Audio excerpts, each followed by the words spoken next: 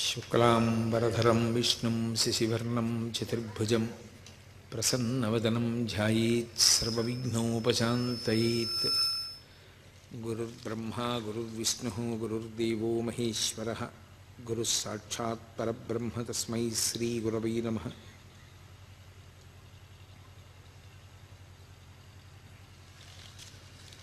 వ్యాసాయ విష్ణురూపాయ వ్యాసరూపాయ విష్ణవే నమో వై బ్రహ్మనిధయే వాసిష్ఠాయ నమో నమః.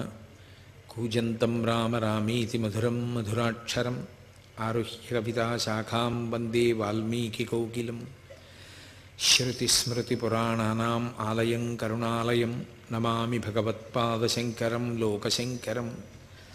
వాగర్ధావివ సంపృక్తౌ వాగర్ధప్రతిపత్తయే జగతః పితరౌ వందే పార్వతీ పరమేశ్వరౌ.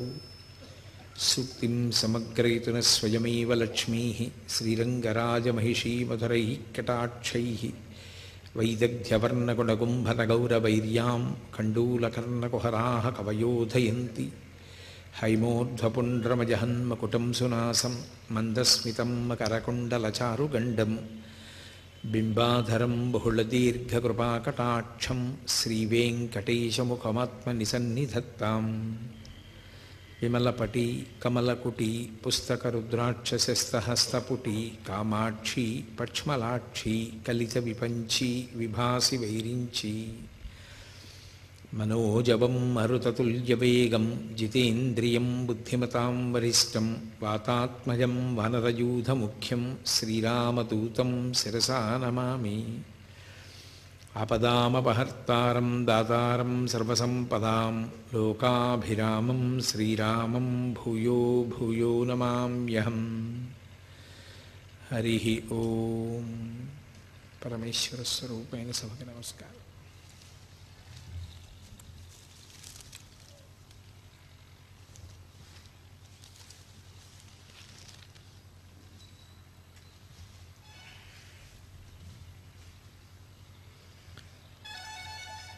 అరుణాచలము ఈ క్షేత్రంతో విశేషమైనటువంటి అనుబంధం ఏర్పడిపోయినటువంటి మహాపురుషులు కారణజన్ములు సద్గురువు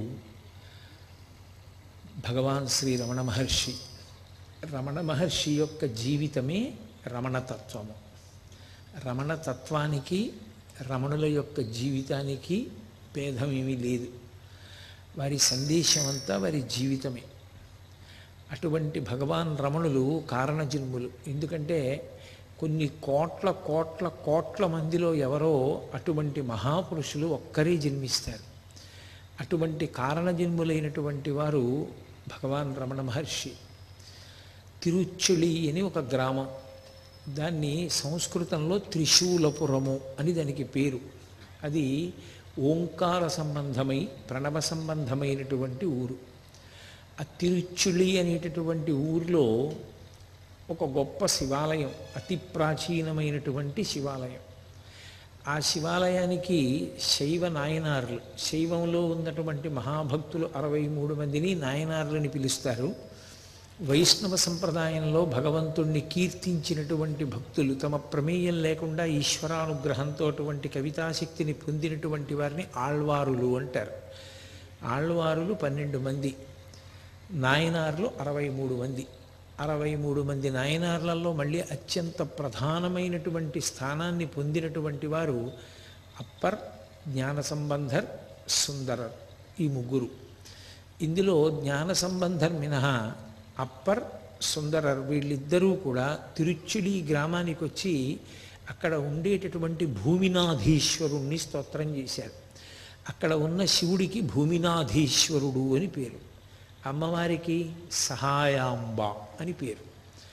భూమినాధీశ్వరుడు అంటే ఇంకొక మాటలో చెప్పాలి అంటే కంచి ఏకాంబరేశ్వరుడు, భూమికి నాథుడు, క్షితిమూర్తి. పరమశివుని యొక్క అష్టమూర్తి తత్వంలో శర్వాయ నమః అని పిలుస్తాం. ఏది పుట్టినా భూమిలోంచే పుట్టాలి. అసలు భూమికి ఉన్నటువంటి గొప్ప గుణం ఏది అంటే వాసన. వాసన తన్మాత్రల్ని చెప్పినప్పుడు పంచభూతాల్లో పృథివికి చెప్తారు.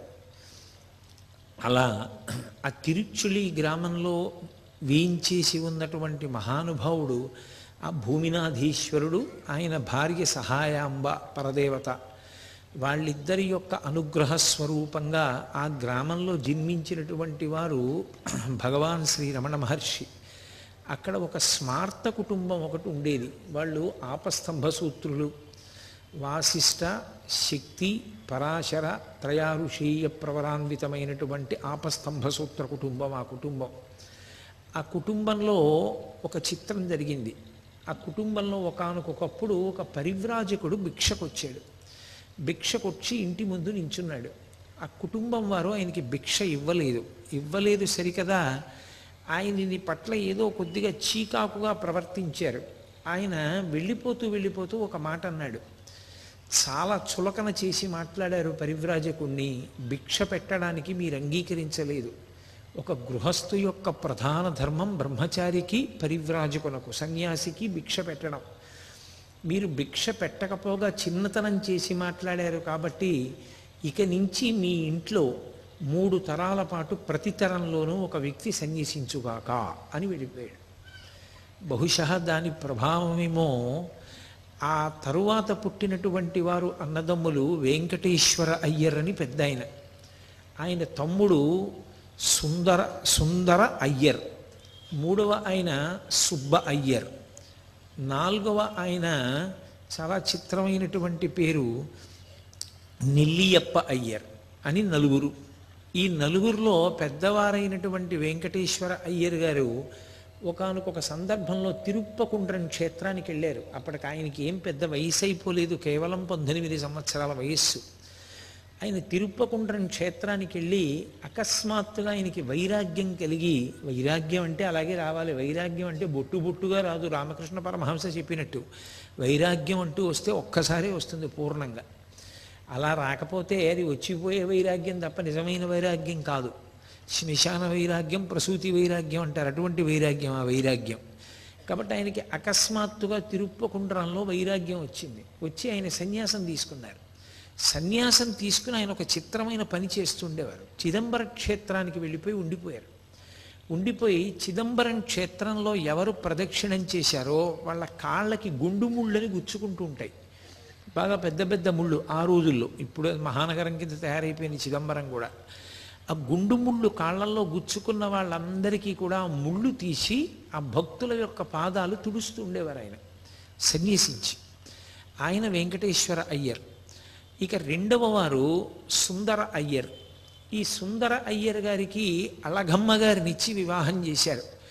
సుందర అంటే శివుడే, సుందరకాండ అని కదా మనకి. సుందరుడెవరు అంటే ఆత్మోపాసన చేసినవాడు. సుందర అన్న నామం పరమశివుడికి పర్యాయ పదం. అందుకే మధురైలో ఇప్పటికీ మీనాక్షి సుందరీశ్వరర్ అంటారు. సుందర శబ్దం శివపరం. సుందరుడు అంటే ఏమర్థమో అళగమ్మ అన్న అదే అర్థం. అళఘ అంటే సొగసు అని. సొగసు అంటే సౌందర్యం, సుందరంగా ఉండడమే. సుందరయ్యర్ అన్నా కూడా సుందరంగా ఉండడమే. కాబట్టి ఇద్దరి పేర్లలో ఉన్నది సుందరము, సొబగే. సుందరయ్యర్ గారికి ఓ లక్షణం, ఆయన చాలా చిన్న ఉద్యోగంతో జీవితాన్ని ప్రారంభం చేశారు. చిన్న ఉద్యోగంతో ప్రారంభం చేసినటువంటి వ్యక్తి అంచెలంచెల మీద ఎంత కష్టపడి జీవితంలో వృద్ధిలోకి వచ్చారంటే, ఆయన దస్తావేజులు రాసేవారు. రాస్తూ ఆ రోజుల్లో న్యాయ సంబంధమైనటువంటి వృత్తి విద్య ఉత్తీర్ణుడు కాకుండానే ఆయనకున్న అనుభవం రీత్యా ఆయనని న్యాయవాదిగా గుర్తిస్తూ పట్టా ఇచ్చేది ప్రభుత్వం. అటువంటి పట్టా పొందారు. చాలా పెద్ద గృహం ఒకటి కట్టారు. ఆయన తన స్వంత డబ్బుతో బ్రాహ్మణులందరికీ ఒక శ్మశాన వాటికని ఏర్పాటు చేశారు, స్థలాన్ని కొని. చాలా విశేషంగా తనకు వచ్చిన ద్రవ్యంలో చాలా భాగం సహాయాంబ అమ్మవారి యొక్క అనుగ్రహం కోసమని, ఆమె యొక్క కైంకర్యం కోసమని ఖర్చు పెడుతూ ఉండేవారు. ఆ రోజుల్లో ఒక మాట చెప్పుకుంటుండేవారు, దొంగలు కూడా కొట్టని బండి ఎవరిది అంటే సుందరయ్యర్ గారి బండి. బళ్ళు దోచుకుంటుండేవారు ఆ రోజుల్లో. సుందరయ్యర్ గారి బండి ఎడుతోందంటే దొంగలు దోచుకునేవారు కాదు, చెట్ల చాటుకు వెళ్ళిపోయేవారు, ఆ బండి వెళ్ళిపోనివ్వండి అని. అంత మంచి పేరు తెచ్చుకున్న వ్యక్తి ఆయన. ఎంత మంచి పేరు తెచ్చుకున్నారో అళగమ్మ గారు కూడా నిరతాన్నదాత. మహాతల్లి ఇంటికొచ్చిన వాళ్ళకి ఏ సమయంలో వచ్చినా అన్నం వండి పెడుతూ ఉండేవారు. ఇదే రమణ మహర్షి యొక్క జీవిత తత్వం అంటే. ఒక మహాపురుషుడు ఇంట్లో ఆవిర్భవించాలి అంటే పూర్వపుణ్యం ఉండాలి. ఆ పూర్వం ఆ కుటుంబంలో ఉండేటటువంటి దంపతులు తమ ఆశ్రమాన్ని పవిత్రం చేసుకుని ఆ ఆశ్రమాన్ని చక్కగా ఉపయోగించుకున్న వాళ్ళై ఉండాలి. దేనికోసం గృహస్థాశ్రమంలో ప్రవేశించారో దానికోసం జీవించిన వాళ్ళైతే పరమేశ్వరుని యొక్క అనుగ్రహం కలుగుతుంది. ఉన్నది గృహస్థాశ్రమం, ఓడికి అన్నం పెట్టేది లేదు, ఓ మంచి పని లేదు, ఓడికి ఓ పండిచ్చేది లేదు, ఓడికి ఓ కాయ ఇచ్చేది లేదు, ఓ యజ్ఞం చేసేది లేదు, ఓ యాగం చేసేది లేదు, ఓ హవిస్సు ఇచ్చేది లేదు, ఓ దేవాలయానికి వెళ్ళేది లేదు, ఓ బొట్టెట్టుకోవడం అంతకన్నా లేదు. ఇంకెక్కడి నుంచి ఈశ్వరానుగ్రహం కలగమంటే కలుగుతుంది? అసలు కలిగే అవకాశమే ఉండదు అటువంటి వారికి. ఎవరికి కలుగుతుంది అంటే పరమేశ్వరుని యొక్క అనుగ్రహం పొందాలి అంటే గృహస్థాశ్రమంలో ఉన్నవాడు గృహస్థుగా బ్రతికితే. కాబట్టి ఆ తల్లికి యథార్థంగా ఆలోచిస్తే సుందరయ్యర్ గారి కన్నా కూడా భగవద్భక్తి చాలా విశేషం. ఆయన ఆచారకాండ జోలికి అంతగా వెళ్ళేవాడు కాదు, ఆయన జ్ఞాన మార్గంలో ప్రయాణం చేస్తుండేవాడు. అళఘమ్మ గారు అలా కాదు, ఆవిడ దక్షిణామూర్తి స్తోత్రం దగ్గర నుంచి అనేకమైనటువంటి స్తోత్రములు కంఠగతం. ఆవిడ వేదాంతం అంటే ఆవిడికి చాలా ప్రీతి. అసలు మీరు జాగ్రత్తగా గమనిస్తే మీకు ఒక చిత్రమైన విషయం బోధపడుతుంది. మహాత్ములు జన్మించినప్పుడు తండ్రి కన్నా కూడా చాలా చోట్ల ఆ పిల్లవాని యొక్క తల్లికి భగవద్భక్తి వేదాంతమునందు విశేషమైన అనురక్తి ఉన్న కుటుంబాల్లోనే మహాపురుషులు జన్మిస్తూ ఉంటారు. మీరు శంకరాచార్యుల వారి దగ్గర నుంచి పరిశీలించండి, మీకు ఎప్పుడు చూసినా ఈ గుణం కనపడుతుంది. తల్లి యందు ఆ లక్షణం ఎక్కడ బాగా ప్రకాశిస్తుందో అక్కడే అటువంటి మహాపురుష జననం జరిగేటటువంటి అవకాశం కూడా ఉంటుంది. ఆ ఊళ్ళో ఎవరైనా ఏదైనా వేదాంత సంబంధమైన పాటలు పద్యాలు నేర్చుకోవాలంటే అళగమ్మ గారిని ఆశ్రయించేవారు. ఈ సుందరయ్యర్ గారికి ఒక చెల్లెలు ఉండేది, ఆమె పేరు లక్ష్మి. ఆ లక్ష్మి అనేటటువంటి ఆవిడంటే సుందరయ్యర్ గారికి చాలా ప్రీతి. కానీ ఆమె పెళ్ళైపోయిన తర్వాత ఒక కొడుకుని కంది. ఆ కొడుకు పేరు రామస్వామి. ఆ కొడుకుని కని ఆమె శరీరాన్ని విడిచిపెట్టేసింది. అందుకని సుందరయ్యర్ గారికి కోరిక, అరే నాకు ఒక కొడుకు ఉండి ఉంటే ఆ పిల్లవాడికి ఇచ్చి పెళ్లి చేద్దును కదా, నాకు ముందు ఒక కొడుకు పుట్టుంటే, ఆ పిల్ల పుట్టడం కన్నా ముందే ఓ కొడుకు పుట్టుంటే, నాకు కూతురు పుట్టుంటే ఆ పిల్లవాడికి ఇచ్చి చేద్దును కదా, ఎంత సంతోషంగా ఉండేది అని ఆయన అనుకుంటూ ఉండేవారు. కానీ పాపం ఎప్పుడూ కూడా ఆ పిల్లవాడు పుట్టి పెద్దవాడు అవుతున్నాడు, కానీ ఈయన కడుపున కూతురు పుట్టలేదు. ముందు పిల్లవాడు పుట్టేశాడంటే ఆ చెల్లెలి కొడుకు పుట్టేశాడు, ఈయనకి కూతురు పుట్టట్లేదు. మొట్టమొదట ఓ కూతురు పుట్టింది, ఆయన సంతోషించారు. కానీ ఆమె ఎక్కువ కాలం ఉండలేదు, శరీరం వదిలేసింది ఆ పిల్ల. ఆ తర్వాత ఒక కొడుకు పుట్టాడు, ఆయనకి నాగస్వామి అని పేరు పెట్టుకున్నారు. ఎవరు? సుందరయ్యర్ గారు. మీరు పేర్లు మర్చిపోతూ ఉండకూడదు. సుందరయ్యర్ గారు తన పెద్ద కొడుక్కి నాగస్వామి అని పేరు పెట్టుకున్నారు. రెండవసారి గర్భం ధరించింది అళగమ్మ గారు. ఈసారైనా ఆడపిల్ల పుడుతుందేమో, ఆడపిల్ల పుడితే ఆ ఆడపిల్లని తన మేనకోడలు తన చెల్లెలు కూతురికి ఇచ్చి, తన చెల్లెలు కొడుక్కిచ్చి రామస్వామికి ఇచ్చి వివాహం చెయ్యాలి అని ఆయన కోరిక. అళగమ్మ గారు పురిటి నిప్పులు పడుతోంది. అళగమ్మ గారి అత్తగారు అంటే సుందరయ్యర్ గారి తల్లిగారు లక్ష్మీ అమ్మాళ్ ఆవిడ పేరు. లక్ష్మీ అమ్మాళ్ళు గారును ఒక కళ్ళు లేని ఆవిడ, ఒక వృద్ధురాలు పురుడు పోస్తున్నారు. ఈయన ఆశగా బయట ఎదురు చూస్తున్నారు, మంచి వార్త వస్తుందేమో అని. మంచి వార్త అంటే కొడుకున్నాడు కదా, కూతురు పుడుతుందేమో, ఆ చెల్లెలి కొడుక్కి ఇచ్చి చెయ్యాలి. పాపం చెల్లెలు ఏ లోకంలో ఉందో సంతోషిస్తుంది, మళ్ళీ సంబంధం ఏర్పడుతుందని. ఈ కళ్ళు లేని ఆవిడ బయటికి వచ్చి ఓ మాట అంది, కొడుకు పుట్టాడయా అంది. కొడుకు పుట్టాడయా అంటే లోకంలో అందరూ సంతోషిస్తారు, సుందరయ్యర్ గారు ఏడిచారు.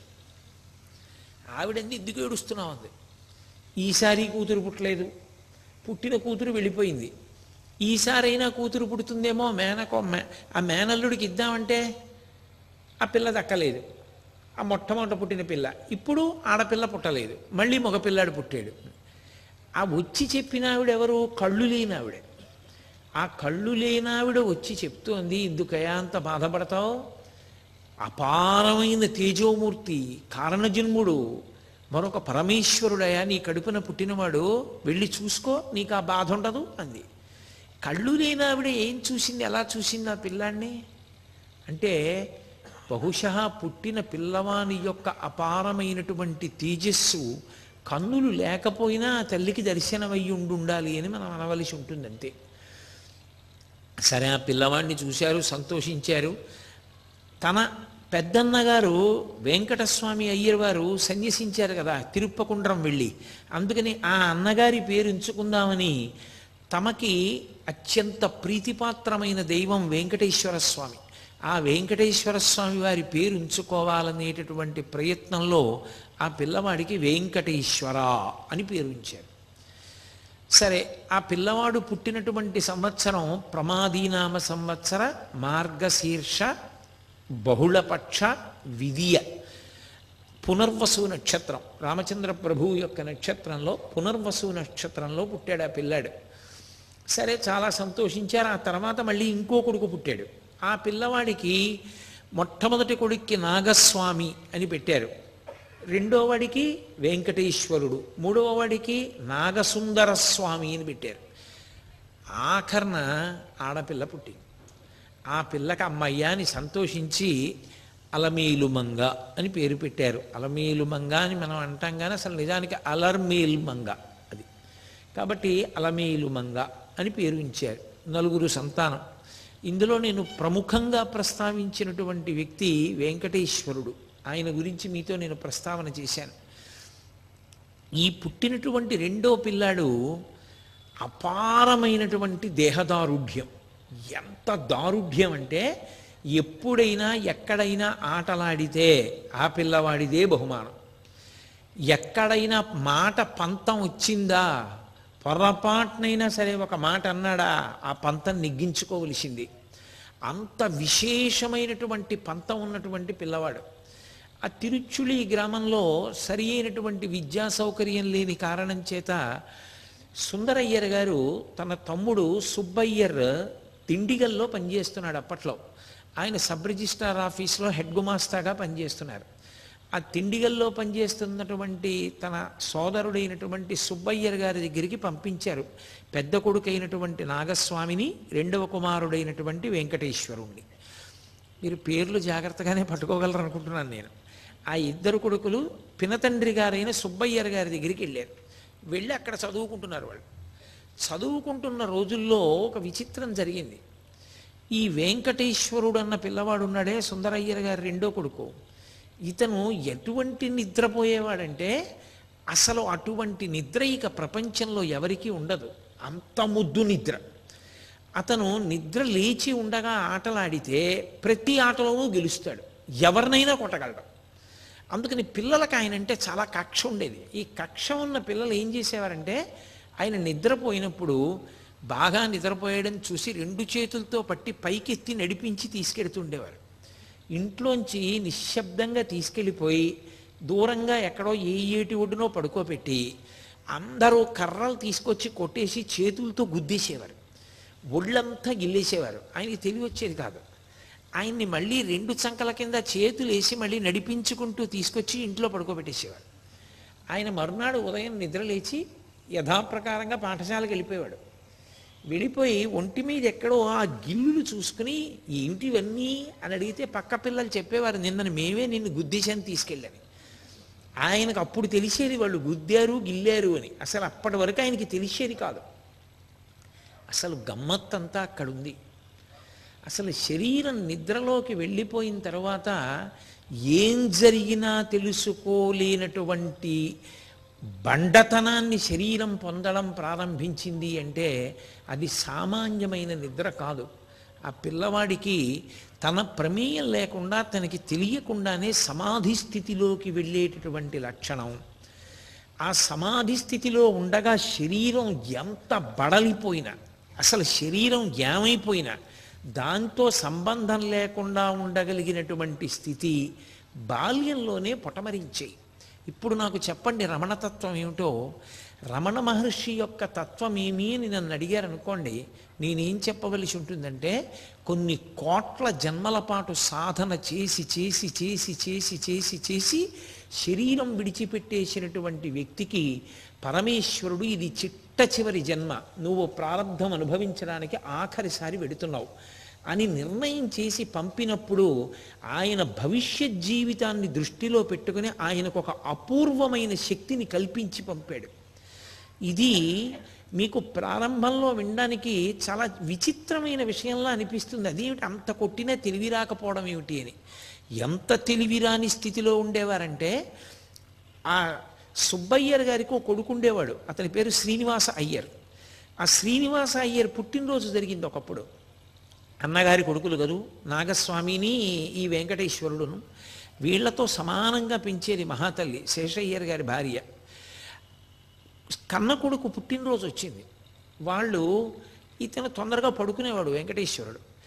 వాళ్ళు అన్నారు, మేము చీకటి పడిందిరా దేవాలయానికి వెడతాం, వెళ్ళి దేవాలయంలో దర్శనం చేసుకుని భగవతికి నమస్కారం చేసుకుని వస్తాం, నువ్వు ఇంట్లో పడుకో, మేము వచ్చి తలుపు కొట్టాక తలుపు తీయన్నారు. అలాగేనన్నాడు. వాళ్ళు వెళ్ళిపోయారు గుడికి. ఈయన తలుపులన్నీ వేసేసుకుని పడుకుని నిద్రపోయాడు. ఎంతసేపు ఉంటారండి గుడికి వెళ్ళిన వాళ్ళు? ఓ గంటో గంటన్నరో గడిపారు, వచ్చేసారు. వచ్చి తలుపులు కొట్టారు, తీయలేదు. గోడలు ఎక్కారు, కిటికీలు కొట్టారు, పెద్ద పెద్ద దొంగలు తీసుకొచ్చారు, దొంగలతో తలుపులు కొట్టారు.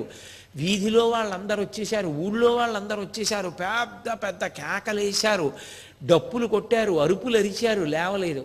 ఆఖరికి ఒక వ్యక్తి ఇంటి గోడ దూకి లోపలికి వెళ్ళాడు. లోపలికి వెళ్ళి ఈ పిల్లవాడు పడుకుని నిద్రపోతున్నటువంటి గది తలుపు తీయాలి, తాళం వేసుకున్నాడు, బయట వేసి పడుకున్నాడు. ఈ తాళం తీయడానికి లేస్తే కదూ ఎంత అరిచినా, ఆ తలుపు సందులోంచి కర్ర పెట్టి కొట్టినా లేవట్లేదు. చాలామంది అనుకున్నారు ఆ ఊళ్ళో వాళ్ళు, ఆ పిల్లాడికి ఏదో జరగరాని ప్రమాదం ఏదో జరిగిపోయింది అనుకున్నారు.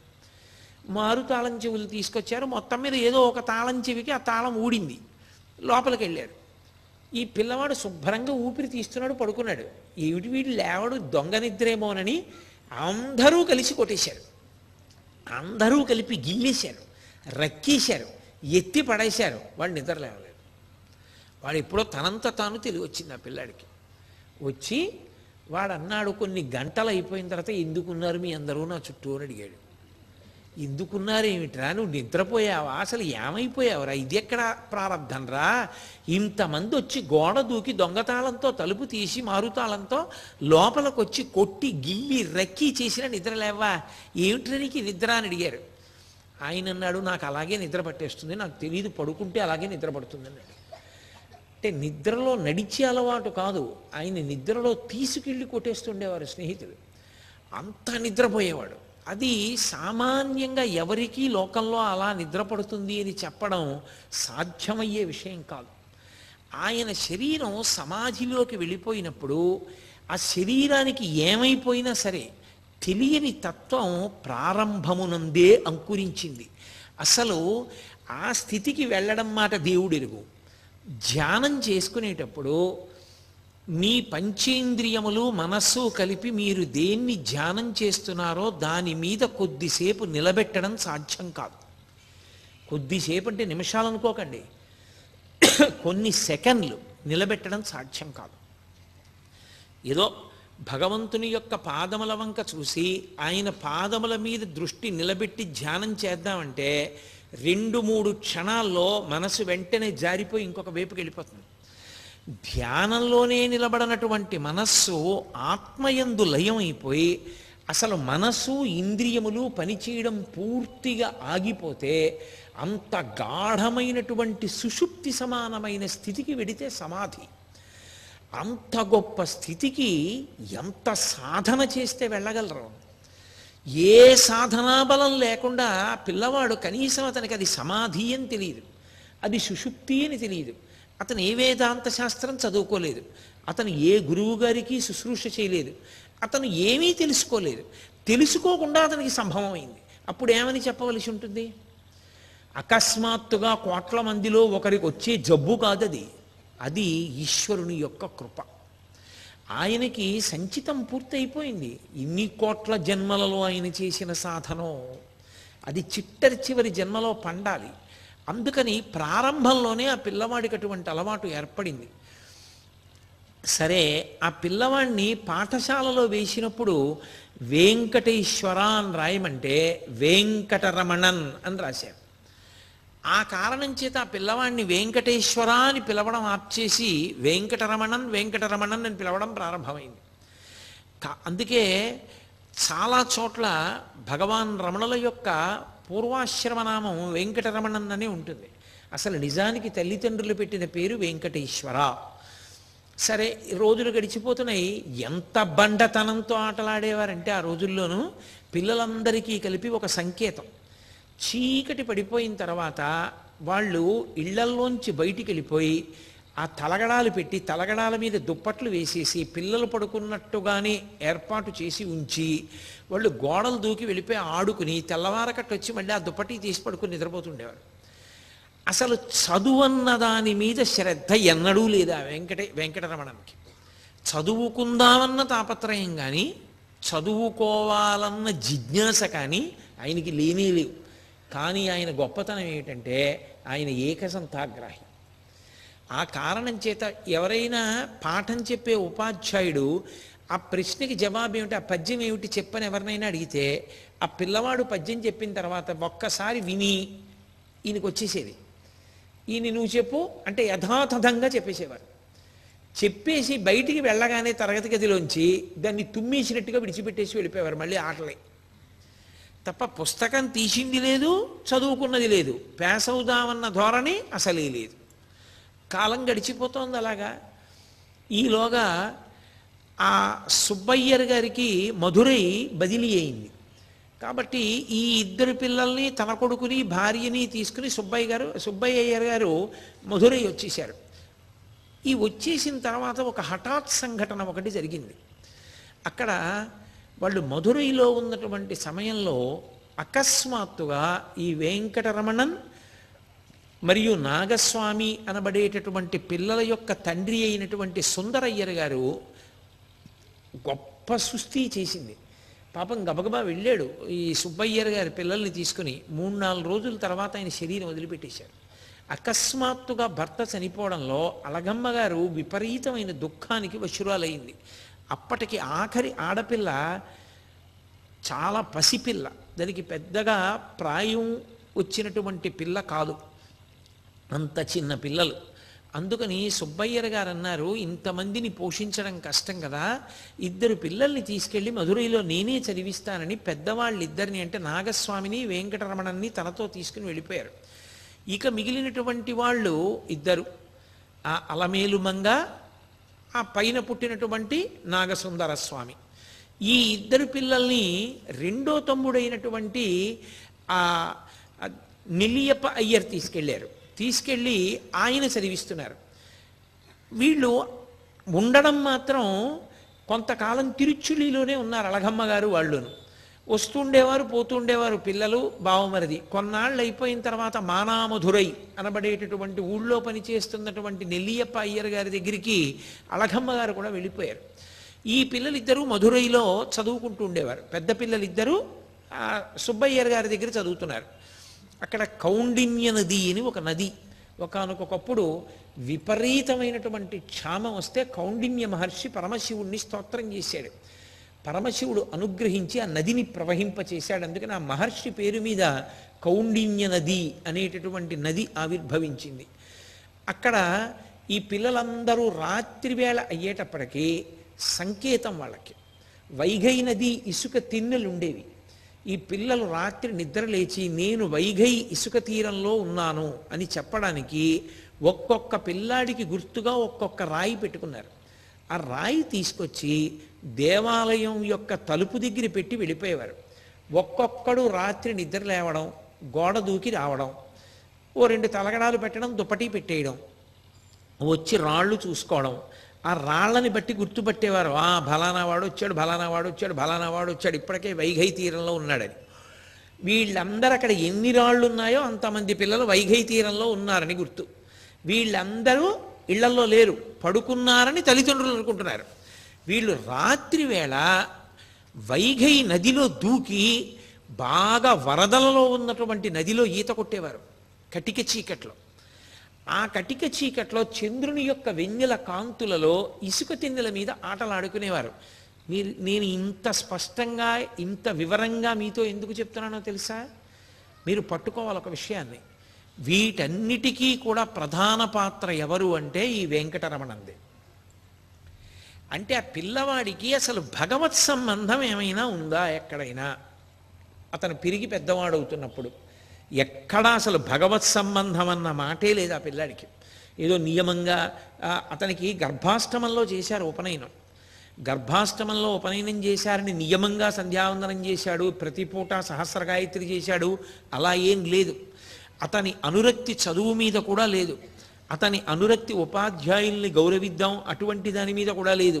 అతని అనురక్తి అంతా ఆటలే. అప్పటికి కాలం సంతోషంగా గడిచిపోతే చాలు.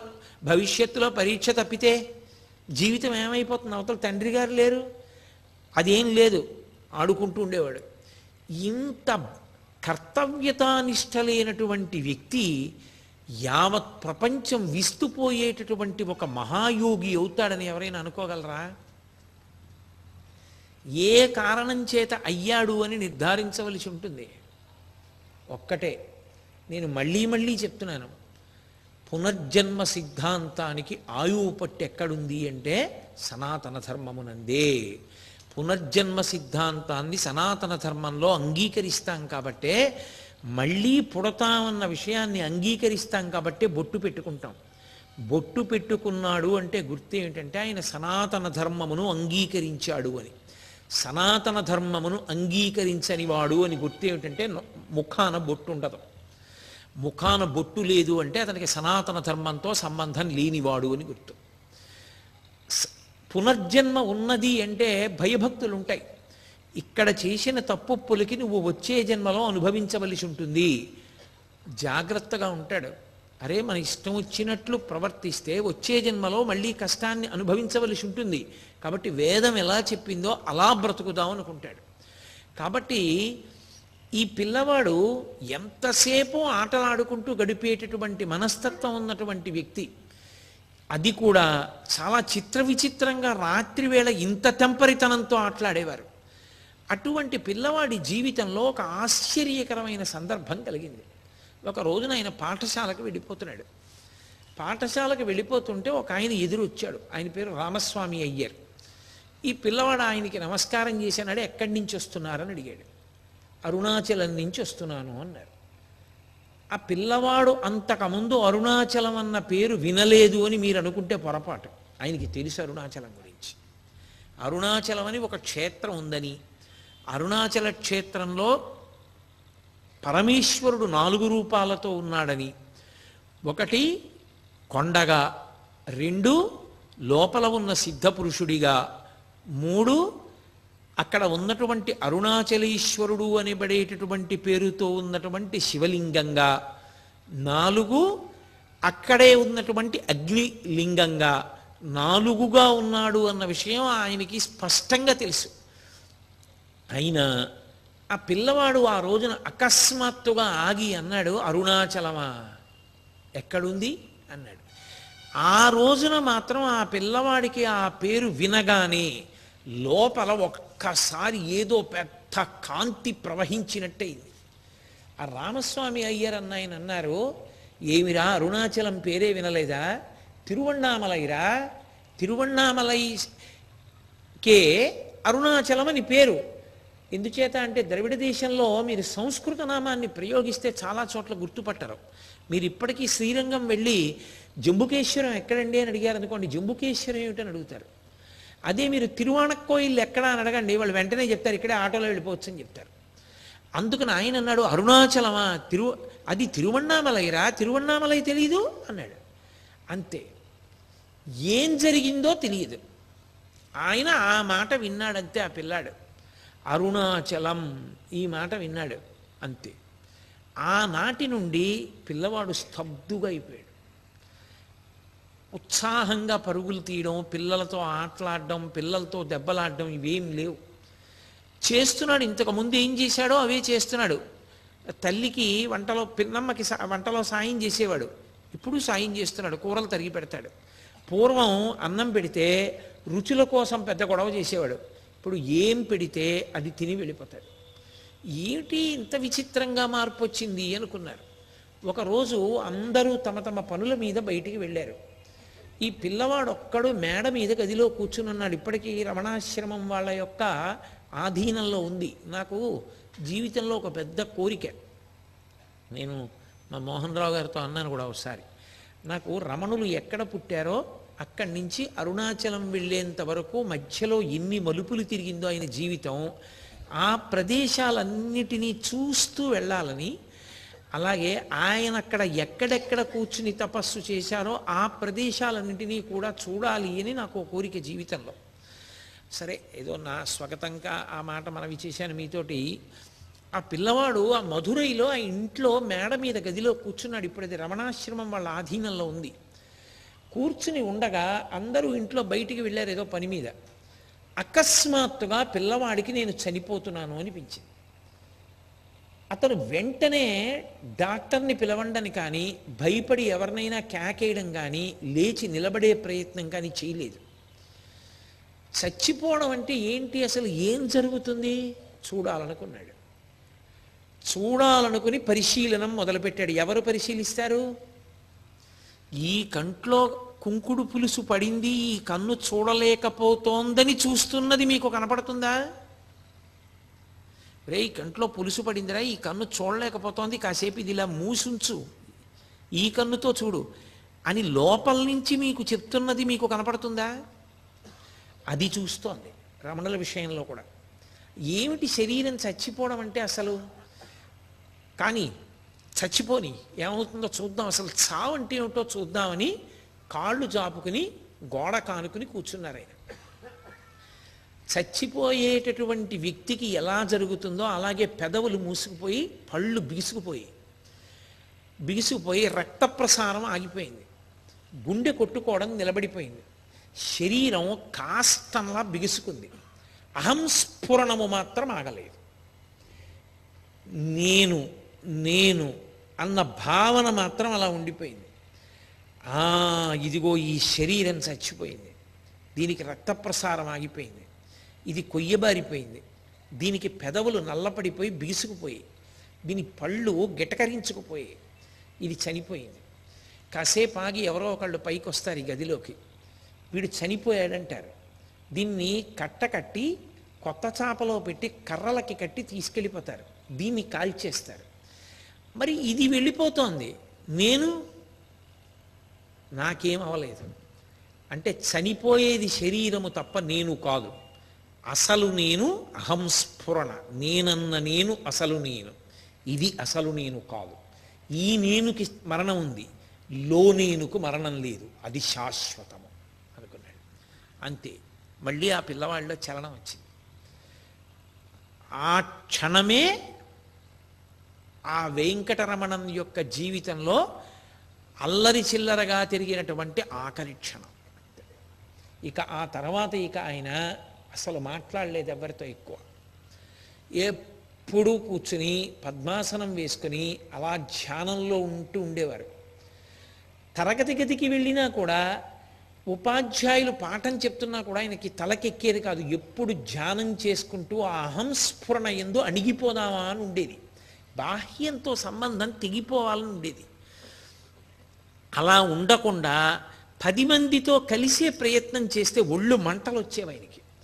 ఆ మంటలు రావడంలో వెళ్ళిపోయి కూర్చుని తనలో తానే రమిస్తూ అలా అంతర్ముఖత్వాన్ని పొంది పద్మాసనం వేసుకుని లోనున్నటువంటి అహంస్ఫురణము, అసలైన నేను ఎక్కడుందో అన్నీ ఎక్కడి నుంచి పుడుతున్నాయో, ఇప్పుడు నేను ఈ ఉపన్యాసం చెప్తున్నప్పుడు ఆలోచన ఎక్కడి నుంచి పుడుతోందో ఆ పుట్టుక స్థానమునందు ఆయన కలిసిపోయేవారు. కలిసిపోయి శరీరాన్ని నుంచి విడిపోయి అలా ఉండిపోయేవారు. అందులో తనలో తాను రమిస్తూ అలా కూర్చుని ఉండిపోయేవారు. సహజంగా ఒక పిల్లవాడు అలా ఉండడం మొదలు పెడితే ఇంట్లో వాళ్ళందరికీ పిచ్చేళ్ళ కనపడతాడు. నేను మొన్ననే చెప్పాను కదా, మనకు అర్థం కానివన్నీ అవతలవి పిచ్చే. కాబట్టి అవతల పిన్నికి పినతండ్రికి నచ్చలేదు, అన్నగారికి నచ్చలేదు. అప్పటికే ఆ పిల్లవాడికి నాగస్వామికి పెళ్లి చేశారు, జానకీ అమ్మాళ్ళన్న పిల్లతోటి. చదువు పూర్తయితే ఉద్యోగం వస్తే ఆ పిల్ల కాపరానికి రావాలి. ఇంకా తండ్రి లేడు. ఏదో వృద్ధిలోకి రావాలని పాపం ఆ నాగస్వామి కష్టపడుతున్నాడు. ఈ పిల్లవాడు ఎప్పుడూ అలా కూర్చోవడం, ఏది పిడితే అదే తినేయడం, ఇంకా కావాలని అడగడం, ఏమీ వేయకపోతే లేచిపోతాడు, ఇంకా వేసేస్తే తినేస్తాడు. ఎవరైనా పలకరిస్తే మాట్లాడడం, ఏ ఆటలకి వెళ్ళడు, ఎవ్వరితోనూ కలవడం, ఎప్పుడు ఏకాంతంలో పద్మాసనం వేసుకుని రమిస్తూ ఉంటాడు. ఇది చూసి ఇంట్లో ఈసడింపులు ప్రారంభమయ్యాయి. ఇది అన్నం పెడుతుందా, గుడ్డ పెడుతుందా, ఎందుకు వచ్చిన ధ్యానాలు, ఎందుకు వచ్చిన భక్తి, ఈ వయసులోనా, చదువుకోవలసిన వయసులో అవతల తండ్రి లేడా, పెద్దవాడు ఎలా చదువుకుంటున్నాడు, ఏ మాయరోగమా, చదువుకోలేవు అని పెద్దవాళ్ళందరూ కూడా నింద చేయడం మొదలుపెట్టారు. ఎక్కడికి వెళ్ళినా ఏమైంది వీడికి, ఏంటి అలా ఉంటున్నాడు ఏమిటి అని అడగడం మొదలుపెట్టారు. ఒక రోజున ఆ పిల్లవాడు మేడ మీద గదిలో కూర్చుని ఉన్నాడు. ఆయన సరిగ్గా ఇంగ్లీష్ గ్రామర్ పాఠం చదవలేదు అని చెప్పి ఆ ఉపాధ్యాయుడు 3 మాటలు దాన్ని వ్రాయమన్నాడు. అతి కష్టం మీద ఒక మాట రాశారు. లోపల నుంచి ఒక ప్రశ్న వస్తోంది, ఇందుకొరక కాలాన్ని ఇలా ఉపయోగించడానికా నువ్వు ఉన్నది, ఇలాగా నువ్వు ఉపయోగించవలసింది, నీలో నువ్వు రమించవలసిన వాడివి, ఎందుకు వచ్చింది ఈ 3 మాటలు రాయడం, ఇవన్నీ ఏమిటి కలిసి వస్తుంది దీనివల్ల అని బలవంతంగా ఎలాగో అలా 2వ మాట రాస్తూ ఉంటే ధ్యానంలోకి జారిపోతోంది మనసు. మెల్లిగా కూడా తీసుకుని 2వ మాట రాశారు. ఒక వాక్యం రాయడం, సమాధిలోకి వెళ్ళిపోతూ ఉండడం. అక్కడే ఉన్నాడు అన్నగారు నాగస్వామి, చూస్తున్నాడు, గమనిస్తున్నాడు. ఎక్కడ లేని కోపం వచ్చింది. ఏమిరా, నీలాంటి వాళ్ళకి ఇల్లు ఎందుకురా, నీలాంటి వాళ్ళకి ఇల్లు అక్కర్లేదు, నువ్వు ఏం చేద్దాం అనుకుంటున్నావో అదే చేస్తే పోలా, దానికి తగిన ప్రదేశానికి పోతే పోలా, ఎందుకురా నీకు ఇల్లు అన్నాడు ఆయన. ఇంతకుముందు ఎన్నో మాటలు అన్నాడు ఆ మాట, కానీ అది ఎక్కడో వెళ్ళి గుచ్చుకుంది రమణ మహర్షికి, వెంకటరమణకి. నిజమే, నాకు ఇల్లెందుకు, నాకు ఏది కావాలో దాన్ని పొందడానికి వీలైన ప్రదేశం నాకు కావాలి, నాకు ఇల్లు అనవసరం, నాకు ఈ బంధువులు, ఈ సమాజం, వీటి మధ్య నేను ఉండవలసిన ప్రదేశం కాదు, నేను వెళ్ళిపోవాలి. నిజమే, ఇది నా తండ్రి మాట అనుకుని అకస్మాత్తుగా లేచి నిలబడ్డాడు. ఎక్కడికి వెడుతున్నావు అన్నాడు అన్నగారు. వెంటనే ఆ పిల్లవాడు అబద్ధం చెప్పాడు. ఇవాళ ఏదో ప్రైవేట్ క్లాస్ పెట్టారు, అదనపు తరగతులు నిర్వహిస్తున్నారు, కాబట్టి దానికి వెళ్ళాలి, వెడుతున్నాను పాఠశాలకు అన్నాడు. ఆయన అన్నాడు, అన్నగారు పరమేశ్వరుడు మార్గం కూడా చూపించాడు. కింద పెట్టెలో 5 రూపాయలు ఉన్నాయి, పిన్నిని అడిగి తాళం చెవి తీసుకుని పెట్టి తీసి 5 రూపాయలు పట్టుకుని వెళ్ళి నా ఫీజు నీ ఫీజు కూడా స్కూల్లో కట్టు అన్నాడు. అలాగే అని గబగబా కిందకు వచ్చాడు. స్కూల్కి వెడుతున్నానన్నాడు. పిన్నిగారు గబగబా అన్నం పెట్టింది. ఆ పిన్నిగారు పెట్టిన అన్నమే ఆయన ఇంట్లో తిన్న ఆఖరి అన్నం. ఏం పెట్టిందో గబగబగబగబ తినేశారు. ఒక్కసారి ఆ ఇంటి వంక కూడా వెళ్ళిపోతున్నాను కదా అని విడిచిపెట్టి వెళ్ళిపోయేవాడు ఒకసారి ఆపేక్షతో చూస్తాడు. కనీసం ఒక్కసారి ఆ ఇంటి వంక ఆపేక్షగా కూడా చూడలేదు. పెట్టి తీశారు. 5 రూపాయలు ఉన్నాయి, 2 రూపాయలు విడిచిపెట్టేశారు, 3 రూపాయలు తీసుకుని జేబులో పెట్టుకున్నారు. ఒక కాగితం ఒకటి తీసుకుని ఉత్తరం రాశారు. ఏమని రాశారంటే, నా తండ్రి పిలుపు నాకు అందింది, నా తండ్రిని వెతుక్కుంటూ ఇది బయలుదేరుతోంది. ఇది అంటే ఇది తాను వేరుగా చూడడం ప్రారంభమైపోయింది. నేను కాదు, నేను వేరు, ఇది నా చేత ధరింపబడిన శరీరం, ఇది బయలుదేరుతోంది. దీనికోసం ఎవ్వరూ శ్రమపడి వెతకవలసిన అవసరం లేదు, దానికోసం ఎవ్వరూ కూడా ఏ విధమైనటువంటి శ్రమకి లోను కావద్దు, నీ కాలేజీ ఫీజు చెల్లింపబడలేదు, 3 రూపాయలు మాత్రం నేను ఇవి తీసుకుంది అని రాసి సంతకం పెట్టలేదు, చుక్కలు పెట్టి వదిలిపెట్టేశారు. అంటే ఎవరు సంతకం పెట్టాలి, ఎవరు అంటే అప్పటికే ఆయనకు ఒక స్థూల శరీరంతో అనుబంధం అన్నది తగ్గిపోతుంది. ఇంకా ఒక పేరు, ఒక దేశం, వాటికి పరిమితితో ఉన్నవాణ్ణి అన్న భావన పోయింది. అంతటా పరివ్యాప్తమైనటువంటి ఆత్మస్వరూపాన్ని నేను అన్న భావనకు వచ్చేసారు ఆయన. ఆ అనుభవం ఎప్పుడైతే మేడ మీద గదిలో జరిగిందో అప్పటికే ఆయన స్థితి ఏ పారమార్థిక లక్ష్యాన్ని చేరుకోవాలని సాధకులు ప్రయత్నం చేస్తారో అది అకస్మాత్తుగా ఆయనకు అలవాటు పడింది. అంతే, ఆ 3 రూపాయలు పట్టుకుని తిన్నగా నడుచుకుంటూ వెళ్ళిపోయారు.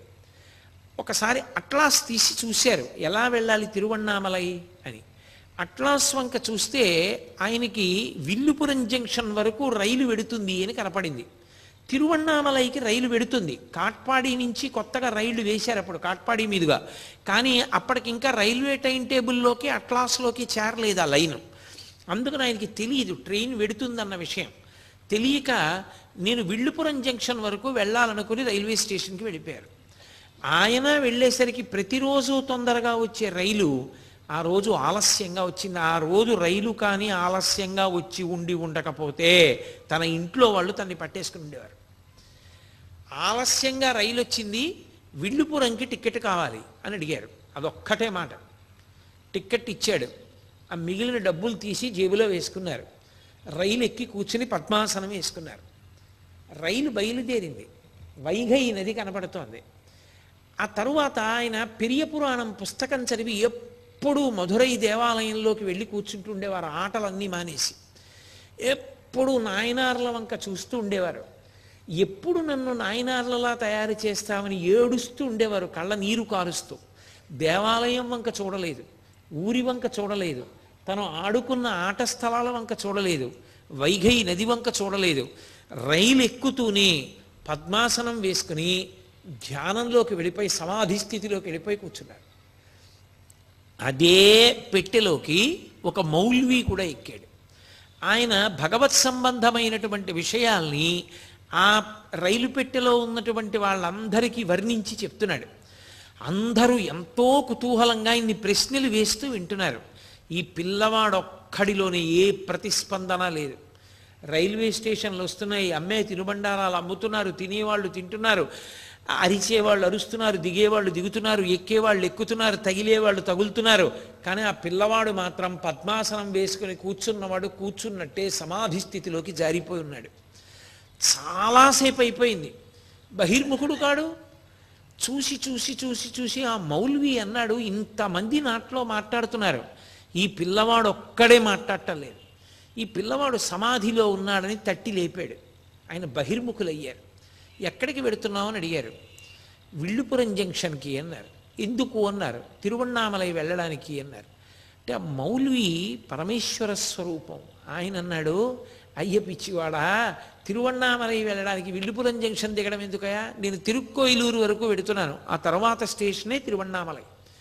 నువ్వు తిరుక్కోయిలూరుకి టికెట్ తీసుకోవలసింది, నువ్వు మళ్ళీ ఎందుకు విల్లుపురం వరకు తీసుకున్నావు అన్నారు. నాకు తెలియదు ఈ విషయం అన్నారంతే. అందరూ రైలు ఎక్కిన దగ్గర నుంచి అన్నీ తింటున్నారు. ఈ పిల్లవాడు మాత్రం ఏమీ తినలేదు. ఒక అర్ధన ఇచ్చి చీకటి పడుతుండగా 2 బేరికాయలు కొనుక్కున్నారు. కొనుక్కుని అది కూడా ఓ బేరికాయ కొరికారంతే. ఆయనకి ఆకలి తీరిపోయినట్టు అనిపించింది. ఇది సాధారణంగా సమాధి స్థితిలోకి తరచుగా ప్రవేశించేటటువంటి వ్యక్తులకు ఉండేటటువంటి లక్షణం. వాళ్ళు బహిర్ముఖులైనప్పుడు పిచ్చి ఆకలేసేసినట్లుగా ఉంటుంది వాళ్ళకి. వాళ్ళు నిజంగా భోజనానికి కూర్చుంటే వాళ్ళు తినవలసి వస్తే వాళ్ళు నిజంగా 2 పిడచలు తిందామనుకునే వేళటికి మళ్ళీ జారిపోతుంటుంది సమాధిలోకి. అందుకని వాళ్ళకి ఆహారం మీద ఏమి మక్కువ ఉండదు.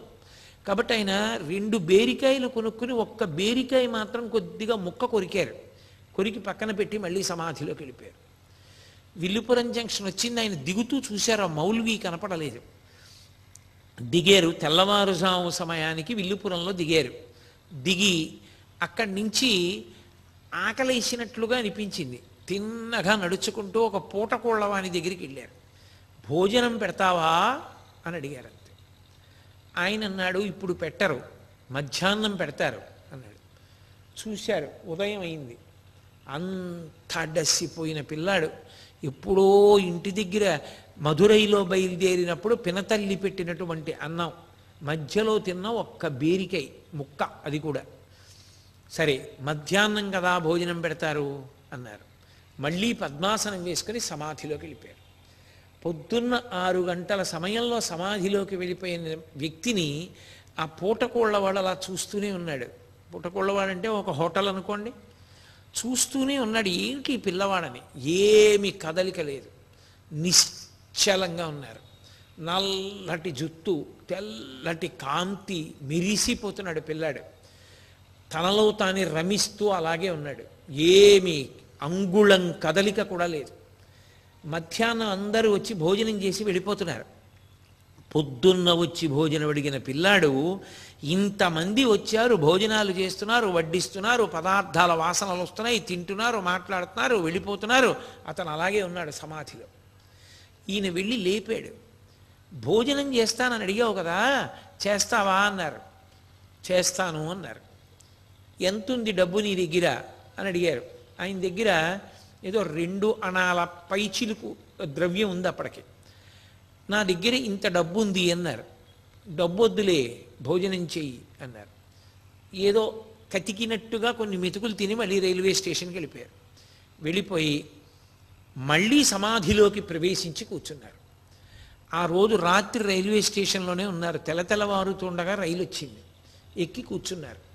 కూర్చుని అక్కడి నుంచి ఆయన దగ్గర డబ్బులు ఆనాడు తిన్నగా వెళ్ళడానికి కావలసినంత డబ్బు లేదు, తిరువణ్ణామలై వరకు వెళ్ళడానికి కావలసినంత టిక్కెట్ డబ్బు లేదు. అందుకని మాంబళం పట్టు అని ఒక స్టేషన్, ఆ మాంబళం పట్టు స్టేషన్ వరకే టికెట్ కొనుక్కున్నారు. కొనుక్కుని మాంబళం పట్టులో దిగిపోయారు. దిగిపోయిన తర్వాత ఇక్కడి నుంచి తిరువణ్ణామలైకి ఎంత దూరం వెళ్ళాలి అని అడిగారు.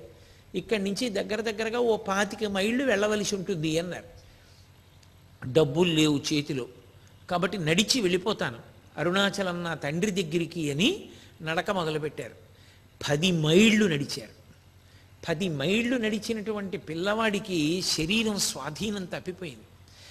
విపరీతమైనటువంటి ఆకలి వేసేస్తోంది. ఆ మాంబళం పట్టు దగ్గర నుంచి 10 మైళ్ళు నడిచి నడిచి నడిచి నడిచి అరయని నెల్లూరు అని చెప్పి అరయని నల్లూరు అని ఒక ఊరు. ఆ ఊరిలో కొండ మీద నిలబడితే తిరువణ్ణామలై కనపడుతుంటుంది, శిఖరాలు. అక్కడ జ్ఞాన సంబంధ నాయనారు వెళితే జ్యోతిస్వరూపంలో అరుణాచలేశ్వరుడు దర్శనమిచ్చాడు. జ్ఞాన సంబంధర్ పాటలు పాడారు అక్కడ. అటువంటి చోట్ల కూర్చున్నాడు ఈ పిల్లవాడు. కూర్చుని ఆ కొండ మీద ఉన్నటువంటి స్వామిని చూశాడు. చూసి అతుల్యనాథుడు అని పిలుస్తారు. అరయని నల్లూరు ఊళ్ళో కొండ మీద ఉన్నటువంటి పరమశివుని యొక్క పేరు అతుల్యనాథుడు. ఆయనతో సమానమైన వాడు లేడు. తుల్య అంటే సమానం, అతుల్య సమానుడు లేడు అని. ఆ అతుల్యనాథ దేవాలయానికి వెళ్ళారు. ఎందుకని? కాస్త ప్రసాదం ఏమైనా నైవేద్యం పెట్టింది సాధారణంగా గుడికెడితే చేతిలో పెడతారు కదా, అది తిందామని.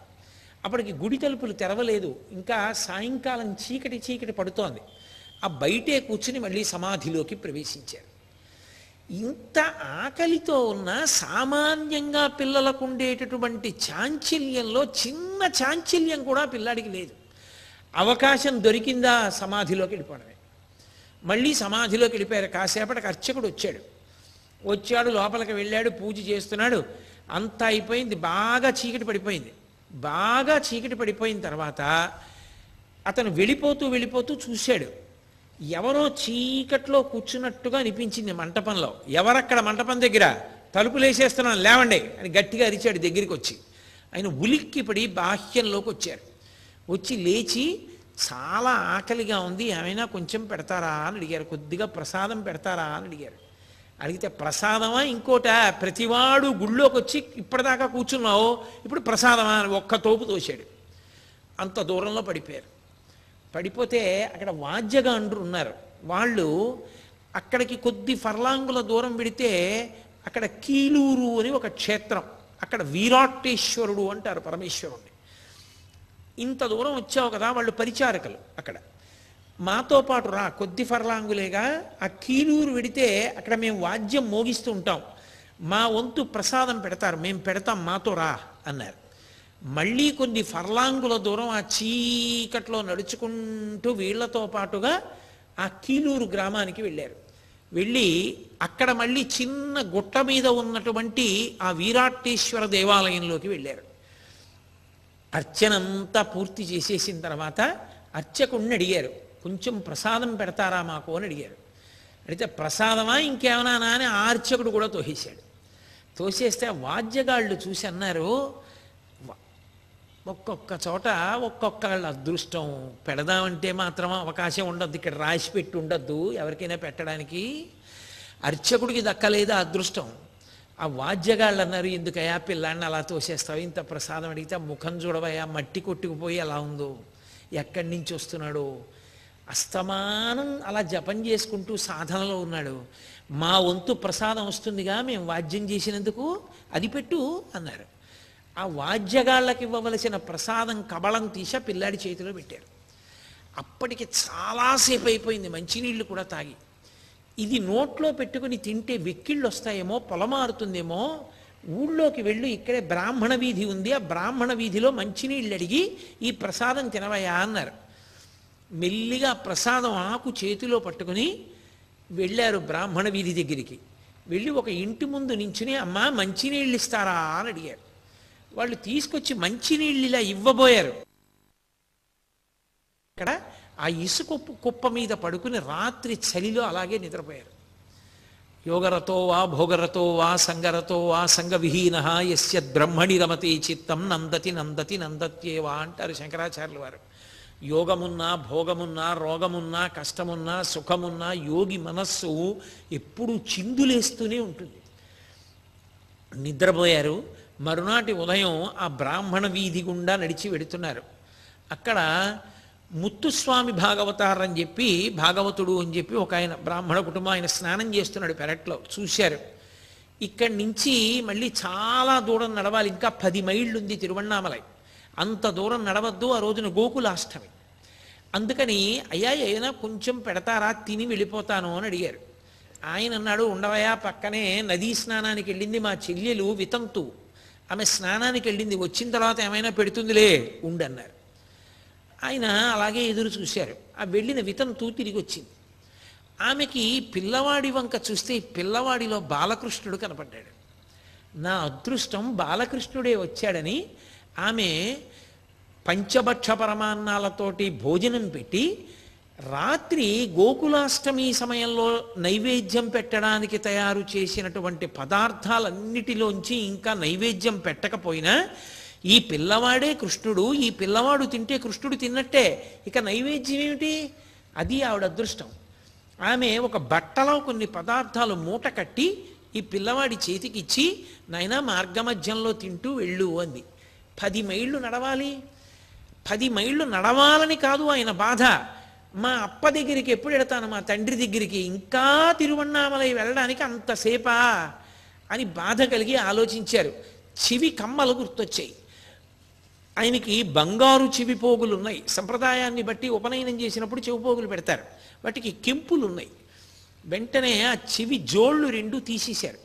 తీసేసి ఆ భాగవతుడి దగ్గరికి వెళ్ళి వితంతు యొక్క అన్నగారి దగ్గరికి, అయ్యా నేను తిరువణ్ణామలై బయలుదేరాలి, కొంచెం ఇవి తాకట్టు పెట్టుకొని ఒక్క 4 రూపాయలు ఇస్తారా నాకు అని అడిగారు. ఆయన దాన్ని అటు తిప్పాడు ఇటు తిప్పాడు, చూసుకున్నాడు, లెక్క కట్టుకున్నాడు, విలువ కట్టుకున్నాడు. బంగారం కెంపులు మంచివి, ఎంత లేదన్నా 20 రూపాయలు చేస్తాయి ఆ రోజుల్లో. కాబట్టి 4 రూపాయలు ఇస్తే తాకట్టు వాకట్టు అయిపోయినా పర్వాలేదు, మనకి ఈ చెవిపోగులు వస్తాయనుకున్నాడు. అనుకుని తన విలాసం అంటే తన చిరునామా ఓ కాగితం మీద రాసిచ్చి, మళ్ళీ మర్చిపోతావేమో ఈ ఊరు అవిని, నువ్వు 4 రూపాయలు పంపించేసేయి, ఎవరితో అన్నా పంపిస్తే నేను ఈ నీ చెవిపోగులు ఇచ్చేస్తానని 4 రూపాయలు ఇచ్చాడు. అంతే చాలనుకున్నారు. ఈ పిండి వంటల మూట పట్టుకున్నారు. ఆ ఇచ్చినటువంటి విలాసం కాగితం చింపేశారు. నీకు 4 రూపాయల కోసం ఈ చెవిపోగులు ఎందుకు తాకట్టు పెట్టుతున్నావు అని అడిగాడు ఆయన. ఆయన అన్నారు, ఏం లేదు, ప్రయాణంలో నా పెట్టె పోయింది, అందుకని ఈ చెవిపోగులు తాకట్టు పెడుతున్నాను అన్నారు. ఆ 4 రూపాయలు పుచ్చుకున్నారు. ఆ కాగితం చింపి అవతల పారేశారు. తిన్న రైల్వే స్టేషన్కి వెళ్ళారు, కూర్చున్నారు. తెల్లవారుజామున రైలు బండి వచ్చింది, అందులోకి ఎక్కి కూర్చున్నారు. 10 మైళ్ళే కదూ, వెళ్ళిపోయారు. తెల్లవారుతోంది, 6, 7 అవుతున్న సమయానికి తిరువణ్ణామలైలో దిగిపోయింది రైలు. రైలు దిగుతూనే పరుగు పరుగు పరుగు పరుగున శిఖరాల వంక చూస్తూ ఆ అరుణాచలేశ్వర దేవాలయంలోకి వెళ్ళిపోయారు. ఆ రోజుల్లో ఆలయానికి పునర్నిర్మాణం పనులు జరుగుతున్నాయి. అందుకని 8 గంటలు అయితే తప్ప దేవాలయం తలుపులు అవి తెరవడం సాధ్యమయ్యేది కాదు. ఏమి ఆశ్చర్యమో తెలియదు, ఆ రోజున గుడి తలుపులు తెరిచేశారు.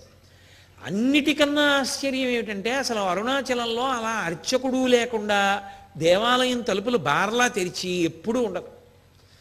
అటువంటిది ఆ రోజున ఆలయం తలుపులు తెరిచి ఉన్నాయి, ఎవ్వరూ లేరు. ఈ పిల్లవాడు పరుగు పరుగు పరుగు పరుగున అంతరాలయం దగ్గరికి వెళ్ళిపోయాడు. కన్నుల నీరు కారిపోతూ ఆనందంతో ఒక్కటే మాట అన్నాడు, అప్పా మీరు పిలిచారు వచ్చేశాను అన్నాడు అంతే. అని వల వల వల వల ఏడిచేశాడు, ఆనంద భాష్పాలు కారిపోయాయి. అక్కడి నుంచి బయలుదేరి గుడి బయటికి వస్తున్నారు. అకస్మాత్తుగా ఎవరో ఒక వ్యక్తి వచ్చి అన్నాడు, ఆ దుమ్ము కొట్టుకుపోయి పెరిగిపోయి ఉంది జుట్టు, తలనీలాలు ఇచ్చేస్తారా అన్నారు. పరమేశ్వరుడే నిర్ణయం చేసేసాడన్నీ. ఆ తలనీలాలు తీయవలసినటువంటి క్షురకుడు ఆలయం పక్కన ఒక ఇంట్లో ఉండేవాడు. ఈయన్ని తీసుకెళ్ళాడు అక్కడికి. ఓ అన్నారు, తీసుకెళ్ళారు, అక్కడ కూర్చోబెట్టారు. ఆయన శుభ్రంగా శిరోముండనం చేసేసాడు. శిరోముండనం చేసేసిన తర్వాత స్నానం చేయాలి. గబగబా బయటికి వచ్చారు. బయటికి వచ్చి ఎందుకు ఈ మిగిలిన డబ్బులు, ఆ డబ్బులు తీసి కోనేటిలోకి విసిరి పారేశారు. ఆ పిండి వంటల మూట చూశారు.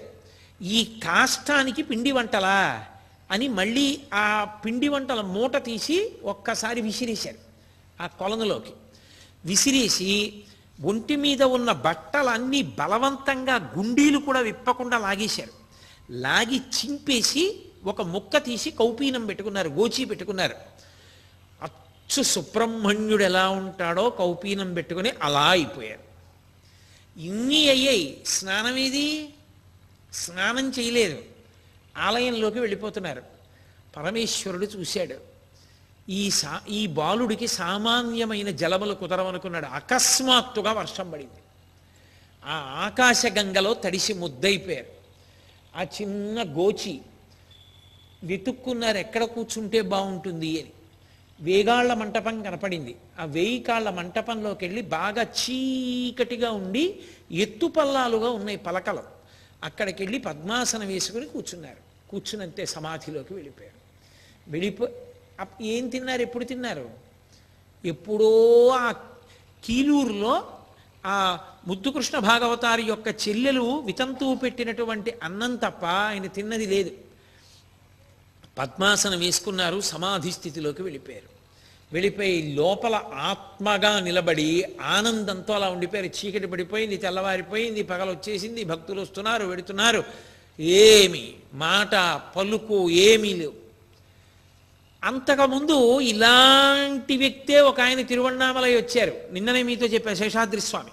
ఆయన లోకానికి అర్థం కాలేదు, పిచ్చివాడన్నారు. ఆయన కంచి నుంచి వచ్చి కూర్చుంటే ధ్యానానికి ఆ ఊళ్ళో ఉన్న పిల్లలందరూ వెళ్ళి ఆయన్ని రాళ్ళు వేసి కొడుతూ ఉండేవారు. ఒరే పెద్ద శేషాద్రి అయిపోయాడు, చిన్న శేషాద్రి వచ్చాడు రా కొత్తగా అని పిల్లలందరూ బయలుదేరి వచ్చి రాళ్ళు పెట్టి కొట్టడం మొదలుపెట్టారు. అదృష్టం ఏంటంటే ఆ వేగాళ్ల మంటపం లోపలికి కూర్చున్నారు కాబట్టి ఆయనకి దెబ్బలు తగలలేదు. కానీ రాళ్ళు వచ్చి పడుతున్నటువంటి చప్పుళ్ళకి ఆయన బహిర్ముఖులయ్యారు. ఈ పిల్లలు వెంట తరుగుతున్నారు. ఈ పిల్లలు వెంట తరుగుతుంటే ఆయన అలా మారుతూ చిట్ట చివరికి వాహన మంటపం ఉండేది. ఆ వాహన మంటపం దగ్గర కొన్నాళ్ళు, ఇప్ప చెట్టు కింద కొన్నాళ్ళు, ఇలా ఎవ్వరికీ కనపడకుండా ఉండడానికి చీకటిగా ఎవ్వరూ చూడని చోటు ఎక్కడుంటుందో అక్కడ కూర్చోవడం, సమాధిలోకి వెళ్ళిపోవడం. మరి అన్నం నీళ్లు ఆయన అడిగింది లేదు, ఒకరిచ్చింది లేదు. ఆఖరికి విచిత్రం ఏమిటంటే తిరువణ్ణామలైలో బ్రాహ్మణులు బ్రాహ్మణేతరులు కూడా పరమేశ్వర ఆరాధన కోసం అక్కడే ఉండిపోతుంటారు. రామస్వామి అని ఒక వ్యక్తి, ఆయన బ్రాహ్మణేతరుడు. ఆయన చూసి ఏమిటి పిల్లాడి ఇలా కూర్చుని అలా సమాధిలో ఉంటాడు, అసలు కదలడని రోజు ఆయనే తెచ్చి కాస్త అన్నం పెడుతుండేవారు. అది ఏదో ఎంగిలి పడ్డాడన్నట్టుగా ఓ 2 కబళాలు తినేవారు అంతే, మళ్ళీ సమాధిలోకి ప్రవేశించేసేవారు. ఈ పిల్లల యొక్క ఆగడం రోజు రోజుకి ఎక్కువైపోతోంది. ఇప్ప చెట్ల కింద కూర్చున్నా విడిచిపెట్టట్లేదు. అరుణాచల క్షేత్రానికి స్థలవృక్షం ఉంటుంది, పొగడ చెట్టు, ఇప్ప చెట్లు కూడా చాలా ఉంటాయి. ద్రవిడ దేశం వైపు మీరు వెడితే ప్రతి క్షేత్రానికి స్థలవృక్షం ఉంటుంది. నిజానికి మనకి ఉన్నాయి. ఆంధ్రదేశం వైపు కూడా మల్లికార్జునుడు, శ్రీశైలంలో మనకి అర్జున వృక్షం, శ్రీకాళహస్తిలో బహుబిల్వం, ఇలా స్థలవృక్షాలు ఉంటాయి. స్థలవృక్షం లోపల ఉన్న ఈశ్వరుడితో సమానం. కాబట్టి వెళ్ళి ఎక్కడ కూర్చోవాలని ఆలోచించారు. ఒక మంటపం కనపడింది. అసలు ఆ మంటపాన్ని తుడిచేవారు కూడా కాదు. అక్కడికి తీసుకెళ్ళి ఒక ఏనుగుని కట్టేవారు, దేవాలయం ఏనుగుని కట్టేవారు అక్కడంతే. ఏనుగున్న చోటికి ఇంకో పామో పురుగో వస్తే మాత్రం ఏం చేస్తుంది, అదే చంపేస్తుంది, లేదు అని అది తుడిచేవారు కూడా కాదు, దుమ్ము ధూళి పట్టుండేది. ఇంకా కొంచెం ఆ మంటపం లోపలికి వెడితే లోపలికి మెట్లు ఉండేవి. అక్కడ ఒక సిద్ధపురుషుడి యొక్క సమాధి ఉండేది, దాని మీద శివలింగం ఉండేది. ఇప్పుడు పాతాళలింగం పాతాళలింగం అని మనం అందరం చక్క వరుస క్రమంలో కిందికి దిగి దర్శనం చేసుకుని పైకి ఎక్కుతుంటాం. ఆ పాతాళలింగం ఒకనాడు భగవాన్ రమణులు తపస్సు చేసినటువంటి పరమ పవిత్రమైన ప్రదేశము అన్న ఉద్దేశ్యంతో ఆయన శిష్యురాలు అనిపించుకున్నటువంటి శ్రీమతి తల్యార్ ఖాన్ పునర్నిర్మాణం చేశారు దాన్ని అంతటినీ.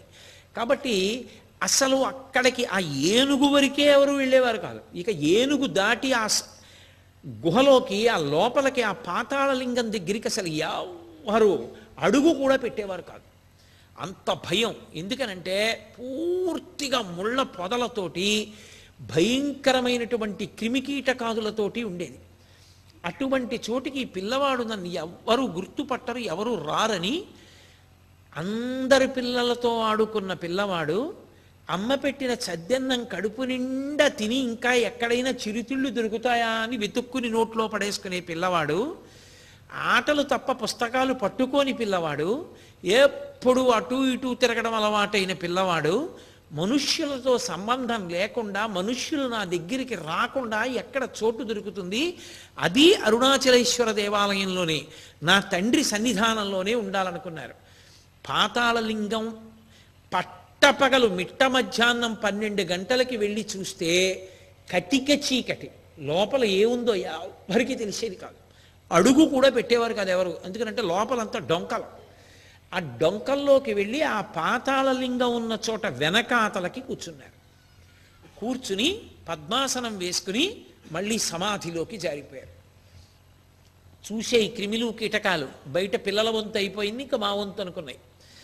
జర్రులు, పెద్ద పెద్ద జర్రులు, పేరంటాల్ జర్రులని ఇంతంత జర్రులు, ఆ జర్రులు, విషక్రిములు, తేళ్ళు ఆయన తొడల కింద చేరిపోయి ఆయన తొడలు కొరికేస్తే మొక్కలు ఊడి కింద పడిపోతే అందులోంచి నెత్తురు ధార కింద పడిపోయి నెత్తురంతా అట్టలు కట్టేసింది. ఈ పురుగులు ఆయన తొడల్లోకి చేరిపోయి కొరికేసి ఎముకల దాకా వెళ్ళిపోయి తినేస్తుండేవి. ఈ తొడల కింద అట్టల కింద ఊడిపోయింది. 2 సంవత్సరాల పైచిలుకు ఆయన ఎవ్వరితో మాట్లాడలా, నోరు విప్పి ఒక్క మాట మాట్లాడలేదు. ఆ తర్వాత ఆయన ఒకసారి మాట్లాడదామని ప్రయత్నం చేశారు, నోరు రాలేదు. ఎందుకనంటే మాట్లాడదామని ప్రయత్నం చేసినా అప్పటికి మాట్లాడడం అలవాటు పోయింది కనుక ఇక ఆయన యొక్క స్వరపేటిక శబ్దోత్పత్తి ఎందు విఫలమైంది. ఆ ఆ అని తర్వాత మాట్లాడడం మొదలుపెట్టారు. ఆయన కాగితం మీదే వ్రాశారు చాలా కాలం. అటువంటి స్థితిలో పిల్లవాడు, చాలా చిన్నవాడు. మీరు అరుణాచల క్షేత్రానికి వెడితే, పాతాళలింగ దర్శనానికి వెడితే, పాతాళలింగం దగ్గర ఒకప్పుడు కూర్చుని తపస్సు చేసినటువంటి రమణుల యొక్క ఫోటో ఉంటుంది. మీరు చూస్తే ఆశ్చర్యపోతారు. అది కారణజన్ముడంటే. ఏం చెప్పను, రమణతత్వం చెప్పమంటే ఎక్కడి నుంచి వచ్చింది, ఏ సాధన వల్ల వచ్చింది, ఎలా వచ్చింది అంటే నేనేం చెప్పను. ఏ గురువు గారు ఉపదేశం చేశారు? ఏ గురువు అయినా మంత్రోపదేశం చేశాడా? ఏ గురువు అయినా ఆయనకి ఇలా సాధన చెయ్యని చెప్పాడా? ఏ గురువైనా హఠయోగం నేర్పాడా? మరి ఎలా వచ్చింది? లోకంలో సాధారణంగా పరమేశ్వరుణ్ణి చేరుకోవడానికి మార్గాలు అవే. ఒక మంత్రాన్ని ఉపాసన చేయడం, ఒక యోగాన్ని నేర్చుకోవడం, భక్తి మార్గం, జ్ఞాన మార్గం, కర్మ మార్గం, ఇటువంటి వాటిలో ప్రయాణం చేయడం, ఇవి సామాన్యమైనటువంటి మార్గాలు. మరి ఆ పిల్లవాడికి ఎలా వచ్చాయి అంటే, ఆ పిల్లవాడికి ఎవరు చెప్పకపోయినా వచ్చాయి కాబట్టి లోకంలో ఎవరికీ మంత్రాలు అక్కర్లేదు, లోకంలో ఎవరికీ గురువు అక్కర్లేదని తీర్మానం చేస్తే అంతకన్నా దౌర్భాగ్యమైన విషయం ఇంకోటి లేదు. ఆయనకు అలా చెల్లింది. ఆయనకీ గురువు ఉన్నాడు. ఎవరో తెలుసా? పరమేశ్వరుడే. ఏనాడు అరుణాచలం అన్నప్పుడు ఆయన మనసులో పొంగొచ్చిందో ఆనాడు పరమేశ్వరుడు గురువుగా నిలబడ్డాడని గుర్తు. తప్ప ఆయనకి గురువు లేడు, మాకు గురువు అక్కర్లేదు, ఆయనకి మంత్రం లేదు, మాకు మంత్రం అక్కర్లేదు అని అనకూడదు. రమణులే చెప్పారు ఒకనకొకప్పుడు తన మేనల్లుడి సంధ్యావందనం మానేస్తే. అందుకే లోకంలో అన్నిటికన్నా పెద్ద హెచ్చరిక ఏమిటో తెలుసా? జ్ఞానిని అనుకరించవద్దు. జ్ఞానిని అనుకరించలేవు, అజ్ఞానిని అనుకరించవద్దు. ఈ 2 హెచ్చరికలు వేదాంతంలో బాగా జీవితంలో జ్ఞాపకం పెట్టుకోవలసినవి ఇవే. రమణ మహర్షి యొక్క జీవితాన్ని నువ్వు తెలుసుకో, తప్పులేదు. రమణులు అంత గొప్పవారయ్యారంటే ఆయన గత జన్మలలో చేసిన సాధనా బలం ఒక జన్మలో ఆయన ఆ స్థాయికి తీసుకెళ్ళింది తప్ప, రమణ మహర్షి అలా చేశారు కాబట్టి నేను కూడా అలా చేయగలనని అనుకున్నావో ఒక గంట నిలబడలేవు ఆయనలా. ఒక జ్ఞానిని నువ్వు అనుకరించలేవు, నీకు సాధ్యం కాదు. పాతాళలింగం దగ్గర ఆయన కూర్చున్నట్టు నువ్వు వెళ్ళి కూర్చుంటావు ఆయన డొంకలో. తేళ్ళు జర్రిలు కొరుకుతుంటే కూర్చోవడం నీకు సాధ్యమా? జ్ఞానిని అనుకరించరాదు. నువ్వు జ్ఞానివైతే నువ్వు అలా నిలబడగలవు. అజ్ఞానిని అనుకరించవద్దు. అజ్ఞాని ఒక ఎక్స్ట్రీమ్, వాడు తద్దనం అక్కర్లేదంటాడు, సంధ్యావందనం అక్కర్లేదు అంటాడు, భగవంతుడు ఏమిటంటాడు, దేవుడు ఏమిటంటాడు. వాడిని అనుకరించవద్దు, జ్ఞానిని అనుకరించలేవు. ఈ మధ్యలో నీ సాధన ఉంటుంది. ఈ సాధన చేత నువ్వు జ్ఞానివి కావాలి. భక్తితో కూడిన కర్మాచరణము వలన ఈశ్వరానుగ్రహంతో ఎప్పుడో జ్ఞానం ఏర్పడుతుంది. ఆ జ్ఞానం ఏర్పడడం అన్నది ఎలా ఉంటుందో తెలుసా? ఇక మరుపునకు రాదు. ఇక తెలిసిపోతుంది నేను ఆత్మ, నేను శరీరం కాదని. మీకు తేలిక ఉదాహరణ ఒకటి చెప్పాలనుకోండి. నాకు 25 ఏళ్ళు వచ్చే వరకు నేను పెళ్లి చేసుకోలేదు. 25 ఏళ్ల వరకు. అదే పెద్ద గొప్ప విషయం కాదు. 25 ఏళ్ళు వచ్చేవారు ఎవరు చేసుకోరు. నేనే గొప్ప అనుకుంటున్నానని మీరేమనుకుంటున్నారేమో. 25 ఏళ్ల తర్వాత నేను పెళ్లి చేసుకున్నాను. అప్పుడు 25 ఏళ్ల వరకు నాకు గుర్తుండేది నేను ఇంకా పెళ్లి చేసుకోలేదు. నా పెళ్ళి అయిపోయిన తర్వాత కూడా ఒకానొక సందర్భంలో తెలియక ఒకళ్ళు మా ఆఫీస్కి వచ్చి ఏమండి మీకు పిల్లనిద్దామని వచ్చామండి అని చెప్పి ఫోటో అవి పట్టుకొచ్చారు. నేను అప్పుడు వాళ్ళ దగ్గర ఫోటో జాతకం తీసేసుకుని రండి తప్పకుండా మాట్లాడదామని చెప్పి వాళ్ళని పిలిచాను అనుకోండి. వాళ్ళు ఈవిడెవరు అంటే అయ్యో మర్చిపోయాను సుమండి నాకు పెళ్ళయింది అంటానా? ఒకసారి పెళ్ళైతే ఇక జీవితాంతం గుర్తుంటుంది నాకు పెళ్ళి అయిపోయింది. నేను తండ్రిని అయితే నాకు జీవితాంతం గుర్తుంటుంది నేను తండ్రిని అయిపోయాను అని. నేను తాతను అయిపోతే నాకు జీవితాంతం గుర్తుంటుంది నేను తాతను అయిపోయాను అని. ఏమంటే మీరు తాత అయ్యారా కోటేశ్వరారు అని అడిగారు అనుకోండి. నేను తాతను అయ్యానా అంటారా అని గంటసేపు ఆలోచిస్తారేంటి? అయ్యానండి అని వెంటనే చెప్తారా చెప్పరా? అలాగే భగవత్ సంబంధమైన జ్ఞానము కలిగి ఆత్మయే నువ్వు, శరీరము కాదు అని ఎరుకలోకి వస్తే ఇక శరీరము నేననడు, ఆత్మ నేను అనుభవంలో ఉండిపోతాడు. అది కృతకంగా అంటించుకుంటే రాదు, అది ఈశ్వరుడు యొక్క అనుగ్రహం చేత వస్తుంది. ఆ ఈశ్వరానుగ్రహం దేని వల్ల వస్తుంది? భక్తితో కూడిన కర్మాచరణం వలన వస్తుంది. భక్తి అన్న మాటకు అర్థం ఏమిటి? వేదం ఎలా చెప్పిందో అలా బతకడం. మా నాన్నగారు చదువుకోరా అన్న మాటలో కొన్ని అంతర్లీనమైన విషయాలు ఉన్నాయి. నా జేబులో 10 రూపాయలు పెట్టి మా నాన్నగారు నాన్న బాగా చదువుకో అని చెప్పారు. బాగా చదువుకో అంటే ఏంటి దాని అర్థం? నువ్వు చదువుకోవడానికి వెళ్ళినప్పుడు ఎప్పుడైనా నీకు విపరీతమైన దాహం వేసి నీళ్లు దొరకకపోతే ఈ 10 రూపాయల్లో నువ్వు సోడా కొనుక్కుని తాగు.